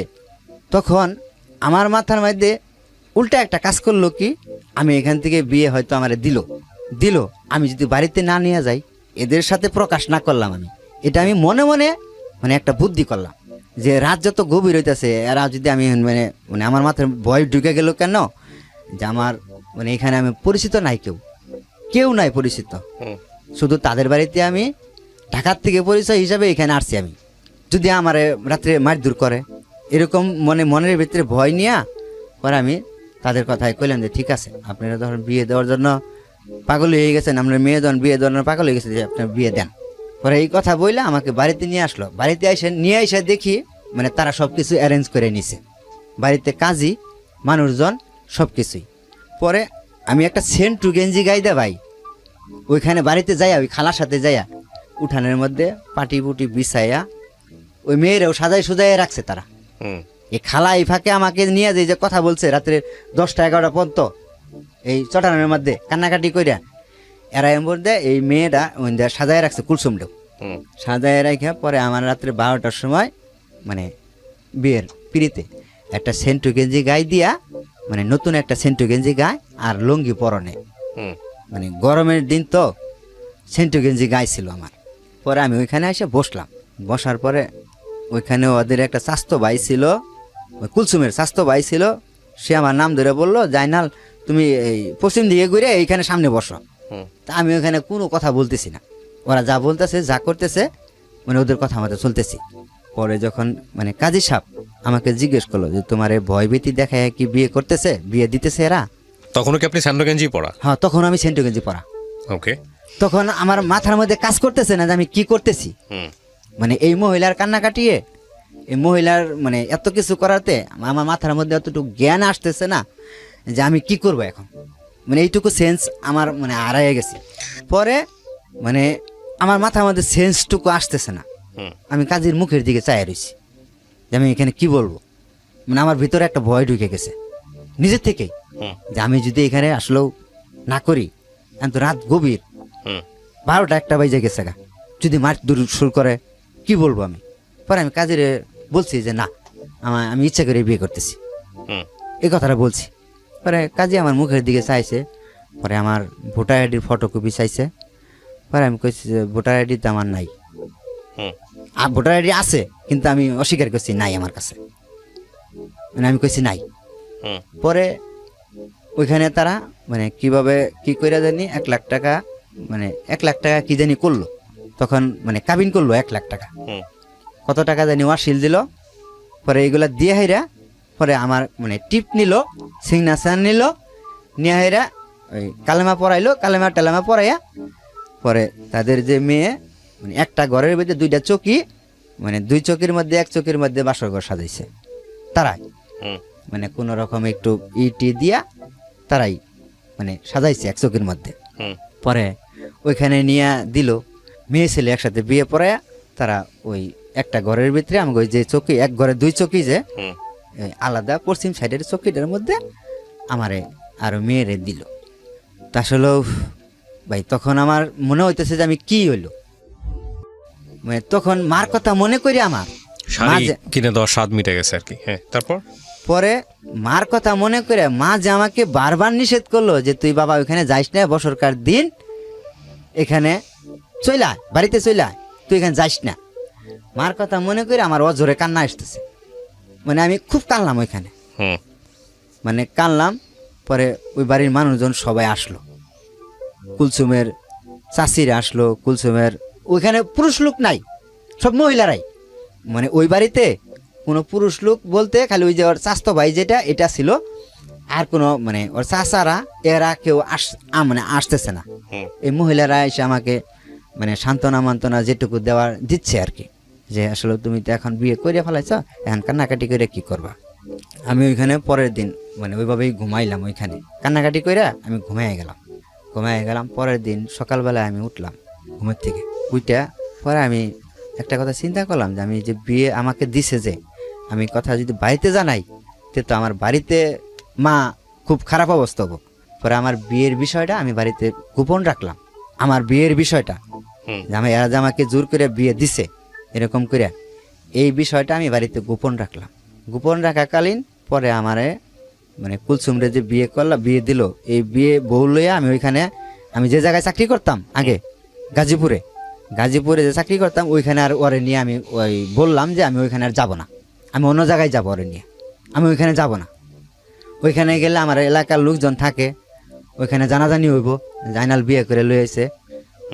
পরে আমি ওইখানে মানে আমার শাশুড়িরে বললাম, তখন আমার শাশুড়িরে বললাম মানে আমি ওইখানে যাব না, আমার অন্য জায়গায় মানে যাওয়ার ব্যবস্থা করেন। ওই মেয়ের যে চাচা থাকে একটা, মানে আমার সমবয়সী, সেও বিয়ে করছে, মানে আমার থেকে বয়স বেশি কিন্তু সে বিয়ে করছে, তারও কোনো বাচ্চা কাচ্চা হয় না, মেয়ের চাচা, মানে আমি যারা বিয়ে করছি ওর চাচা। পরে ওরা থাকে এই যে বাস্তহারা, পরে ওদের সাথে আমাকে বাস্তহারা পাঠাইলো। আর পরের দিন আমাকে একটা আংটি দিল, মানে ছোট একটা আংটি, কয় হাজার টাকা দিয়ে যেন আইনা আমাকে দিল, এই তুরি আমাকে মানে দিল ওইখানে। আর যেদিন আমরা আসলাম আবার বাস্তহারা, সেদিন আমাকে একটা তুষক আর একটা মানে কম্বল সাথে করে দিয়ে দিল। দেওয়াকালীন পরে এখানে আইসা পরে রইলাম, একটা রুম নিয়ে দিল আমাদেরকে ওই মেয়ের চাচা, ওই রুমের মধ্যে মানে ওরে নিয়ে থাকলাম। তখন মানে চাকরি নাই আমার, নতুন এক জায়গায় আছি, চাকরি নাই। তখন কিছু চাল ডাল দিয়ে দিছিল ওইখান থেকে, মানে বাজার দিয়ে দিছিল, আর কিছু টাকা দিয়ে দিছিল, ওইগুলাতে বাজার করি। আর ও রান্ধে, লাকড়ির চুলা, লাকড়ি কিনে দিছি, ওই মেয়েটা রান্ধার পরে আমি ওইখানে খাওয়ার পরে এরকম 10-15 দিন গেল। 10-15 দিন যাওয়ার পরে আমার ভাবতেছি যে আমার তো চাকরি নেওয়া লাগবে, তো পয়সা খাইলে চলবো না, চাকরি নিতে হবে। পরে আমি চাকরি নেওয়ার জন্য গেলাম, আরেকটা অফিসে চাকরি নেওয়ার জন্য গেলাম ওইখানে, সেখানে চাকরি হইলো না, সেখানেও চাকরি হইলো না। বাসায় গেলাম, বাসায় যাইয়া পরে কইলাম চাকরি তো হইলো না, কি করা, কইতে আরেকখানে দেখো। পরে আমি ওইখানে আরেকটা ফ্যাক্টরিতে চাকরি হইলো, আমার আরেকটা ফ্যাক্টরিতে চাকরি হইলো, ইন্টারভিউ দিয়ে চাকরি হইলো। পরে ওইখানে চাকরি নিলাম, চাকরি নেওয়ার পরে এখানে 3 মাস ছিলাম বাস্তহারাতে। আমি চাকরি মানে নিয়ে 3 মাস ছিলাম। এই 3 মাসের মধ্যে আরেকটা মানে জানলাম কি, আমি যারে বিয়ে করছি সে তার আগে একটা বিয়ে হয়েছিল, মানে আমার আগেও আরেকটা বিয়ে হয়েছিল। এই কথাটা আমি মানে এখান থেকে জানলাম যে তুমি যারে বিয়ে করছো এর তা আগেও একটা বিয়ে হয়েছিল। এটা বললো কে আমাকে, মেয়ের যে চাচি আছে না, এই মেয়ের চাচি আমাকে বললো যে তুমি যারে বিয়ে করছো। এটা কয় মাস পরে জানলেন বিয়ের? এটা 3 মাস পরে, এটা 3 মাস পরে আমি জানলাম। জানার পরে আমি তখন থেকে একটা সিদ্ধান্ত নিয়েছিলাম যে এই মেয়ে আমার বাড়িতে যাবে না, মানে মনে মনে একটা সিদ্ধান্ত নিয়েছিলাম যে এই মেয়ে আমার বাড়িতে যাবে না। এরা আমার সাথে ফ্লট করে বিয়ে দিছে, এটা আমি ফ্লট করে এখান থেকে রেখে যাব, মানে এরকম একটা মাথার মধ্যে আমার কাজ করলো। পরে আমি ওইখান থেকে পরে ওরে বললাম যে তুমি তোমার আম্মার কাছে যাও, আমি অন্য জায়গায় চাকরি করব, তোমার আম্মার কাছে যাও, আমি অন্য জায়গায় চাকরি বাকরি নিয়ে পরে রুম টুম নিয়ে পরে তোমার ওইখান থেকে নিয়ে আসিল।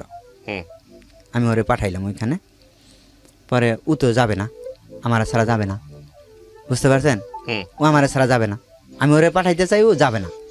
আমি কইলাম যে তুমি যাবা না কেন, তুমি ওইখানে যাও, তোমার আম্মা তো এখানে চাকরি করতেছে, তুমি ওইখানে কিছুদিন থাকো, আমি কিছুদিন এখানে চাকরি নিয়ে একটা বেতন পাই তোমার যাই নিয়ে আসবো অন্য জায়গায়। মানে ও আমার ছাড়া যাবে না, যাবেই না। তখন আমার ভিতরে একটা কাজ করতো কি, তখন ওই বাড়ির থেকে আমাকে ফোন দিত বারবার, ওই যে বাড়িতে যে আমি যাই নাই 5-6 মাস ধরে আমি বাড়িতে যাই না, মা আমাকে ফোন দেয়, বড় ভাই আমাকে ফোন দেয় যে কিরে তুই বাড়িতে আসস না কে, তোর কি হয়েছে। কিন্তু এদিকটা যে আমি জালে ফাইসা গেছি এটা হেরা কেউ জানে না। বাড়ির থেকে আমাকে ফোন দেয়, আমি বলি যে আসবো এই মাসে না, সামনের মাসে বেতন পেয়ে আসবো, এরকম খালি মিথ্যা কথা কইয়া বাড়াই রাখতেছি। পরে আমি এখান থেকে যাই হোক পরে ওইখানে গেলাম আমি, এটা 5 মাস নিয়ে 4 মাস পরে, আবার 4-5 মাস পরে আমি যে জায়গায় আগে থাকতাম, যে জায়গার থেকে ওই যে ওদের সাথে সম্পর্ক হইলো, ওই জায়গায় গেলাম গাজীপুরে চৌরাস্তা, ওইখানে কুলচুমরে নিয়ে গেলাম। কুলচুমরে নিয়ে যাওয়ার পরে ওর মা বললো যে তোমাদের কোথাও যাওয়ার দরকার নাই, তোমাদের তো চাকরি বাকরি নাই, তোমরা এখানেই রুম নিয়ে দেই, এখানেই খাও, চাকরি বাকরি পরেরটা পরে দেখা যাক, চাকরি এখন হইলে হোক, না হইলে আমারটা এখানে খাইবা। আমার এরকম বলতেছে ও, মানে তাতে রাজি। আমি যারে বিয়ে করছি কহ আমি আম্মার সাথে থাকবো, তুমিও থাকবা, তোমার চাকরি করা লাগবে না, যখন চাকরি হয় তখন, এখন তো তোমার চাকরি নাই, তুমি কি খাওয়াইবা, আমাকে এইগুলা বলতেছে। পরে আমি কইলাম যে কথা তো ঠিকই, আমার অন্য জায়গায় যে নিয়ে যাব খাওয়াবো কি। পরে আমি ওইখানে রাইখা পরে আমি কইলাম যে বাড়ির থেকে আসি, তোমার এখন বাড়িতে নিয়ে যাওয়া যাইব না, আমি বাড়ির থেকে আসি, তুমি বাড়িতে গেলে এখন সমস্যা হইব, তোমার বাড়িতে পরে নিতে হইব, বাড়িতে বুঝাইয়া। আমি বিষয়টা বাড়িতে জানাই নাই, তোমার বিষয়টা আমি বাড়িতে জানাই নাই, এখন তোমাকে বাড়িতে নেওয়া যাবে না। ওইখানে থুয়ে আমি বাড়িতে গেলাম, বাড়িতে যাই ওই বিষয়টা মানে প্রকাশ করলাম না, আমি আমার কারোর সাথেই প্রকাশ করলাম না। প্রকাশ না করাতে পরে আমি আবার চলে আসলাম ওইখান থেকে। চলে আসার পরে এখানে আসলাম, এখানে আসার পরে এটা 1 কথায় 2 কথায় জানাজানি হয়ে গেল। আমার যে এলাকার মানুষ থাকে তারা জিনিসটা জানাজানি হয়ে গেল গা, তাদের কানে পর্যন্ত পৌঁছে গেল যে আমি যে বিয়ে করছি ওই খালার মেয়েরে, প্রচলিত হয়ে গেল গা। পরে খালার মেয়েরে বিয়ে করছি, 1 কান 2 কান কইতে কইতে পরে বাড়িতেও এই খবরটা চলে গেল। বাড়ির থেকে আমার ফোন দিয়েছে, মানে ভাই ফোন দিয়েছে যে কিরাইনাল তুই বলে বিয়ে করছস। পরে আমি অস্বীকার করছি যে না বিয়ে করি নাই। সবাই কইতেছে তুই বিয়ে করছ, তুই অস্বীকার করস। অস্বীকারই গেছি যে না বিয়ে করি না ভাই, এটা পরে আমি বিষয়টা বুঝাইয়া বলি না তোমার। অস্বীকার তো অস্বীকারই, পরে আমি আর মানে কিছু বলি নাই। পরে এরা ডিটেললি ভালো করে খবর লইছে, আসলে ওকে আনালে বিয়ে করছে, আনালে মিশা কথা কইতেছে না এরাই মিশা কথা কইতেছে। পরে বাড়ি থেকে খবর নিয়ে দিয়ে আসলো আমি বিয়ে করছি। পরে মা অনেক কান্নাকাটি করলো, কান্নাকাটি করার পরে যে তুই বিয়ে করবি, তে তোর বাড়িতে বড় ভাই আছে, সবাই আছে, বড় বোন জামাইরা আছে, তাদেরকে বলতি তোর বিয়ে করাই দিত, তুই একা একা কেন বিয়ে করলি? মারে এই বিষয়টা আমি বুঝাইতে পারি নাই। এখন পরে এখান থেকে পরে এই মেয়ের সাথে মানে যে বিয়ে করছিলাম, পরে এই মেয়ের সাথে যেমনি হোক মানে একটা ঝগড়া সৃষ্টি হইয়া হেরা, পরে তারা একটা আপোষে চলে আসলো। আপোষে পরে আসলো এই মেয়ের সাথে থাকাকালীনই, পরে আমি এই মেয়ের এই জায়গায় থুইয়া এটা জিরানি এলাকায় আমি চাকরি নিলাম। জিরানি এলাকায় যখন গেলাম তখন মানে যে মেয়ের সাথে আমি প্রেম করলাম, এই মেয়ের সাথে আমার মানে রং নাম্বারে কথা হইলো। একটা ফোন থেকে ফোন আসলো রং নাম্বারে, রং নাম্বারে ফোন আসলো। রং নাম্বার থেকে পরে তার সাথে একদিন দুই দিন কথা বলতে বলতে তার সাথে কথা বলা শুরু করলাম রং নাম্বার থেকে। যখন আমি এই মেয়েটারে ছাইরা অন্য জায়গায় গেলাম, ওই জিরানিতে চাকরি নিলাম, তখন ওইখানে যাওয়ার কিছুদিন পরেই এই মেয়ের সাথে রং নাম্বার থেকে একটা ফোন আসে আমার। ফোন আসার পরে এই মেয়েটার সাথে আমার পরে এই মেয়েটার সাথে পরে কথা বলতে বলতে বলতে বলতে পরে এই মেয়ের সাথে আমি সম্পর্কে মানে মোটামুটি আগাইলাম। তখন এর সাথে কিন্তু সারাসারি হয় নাই, প্রথম বউয়ের সাথে সারাসারি হয় নাই, সারাসারি হয় নাই। পরে এর সাথে কথা বলতে বলতে মানে এর সাথে মানে অনেক গভীরে চলে গেলাম। মানে এও আমার সাথে দেখা করলো, আমিও তার সাথে দেখা করলাম। আমি কয়েকটা প্রশ্ন করতে চাই আপনাকে, প্রশ্নের উত্তর দিলেই হবে। আপনি এই মেয়েটাকে কি পরবর্তীতে বিয়ে করেছেন, যে মেয়েটার সঙ্গে আপনার পরিচয় হলো? হ্যাঁ। মেয়েটাকে জানাইছিলেন, দ্বিতীয় স্ত্রীকে জানাইছিলেন যে আমার একটা প্রথম স্ত্রী আছে? হ্যাঁ। জানাইছিলেন? হ্যাঁ। আপনি বিবাহিত এটা জানিয়েছিলেন? হ্যাঁ। জানার পরেও আপনি তাকে বিয়ে করেছেন? হ্যাঁ। এবং সে বিয়ে করছে আপনাকে? হ্যাঁ। সে কি ম্যারিড ছিল? তারও কি বিয়ে ছিল? হ্যাঁ। ও ওকে। আপনার প্রথম স্ত্রী জানতো যে আপনি এরকম একটা কাজ করছেন? তাকে জানাইছিলেন? না, সেটা পরে না, জানাইনি। আচ্ছা, আপনার প্রথম স্ত্রী জানলো কিভাবে? প্রথম স্ত্রী জানলো যে আমি যে এরে যে বিয়ে করছি, বিয়ে কইরা যে আলাদা রুম নিয়ে আমি আসি, মানে যে জায়গায় সে মানে আমার যে মানে পরিচিত যারা আছে বন্ধু, তাদের সাথে ফোন নাম্বার নিয়ে, তাদের ফোন নাম্বার নিয়ে আপনাকে বের করে ফেলছে? হ্যাঁ, আমাকে বের করে ফেলছে। আচ্ছা, তারপর? বের করছে, বের করে পরে আমার বাসায় হঠাৎ করে চলে আসছে। তারে বিয়ে করছি, দুজনেই চাকরি করি এক অফিসে। আমরা দুজনে মানে লাঞ্চে যে খাবার বসছি দুজনে একসাথে।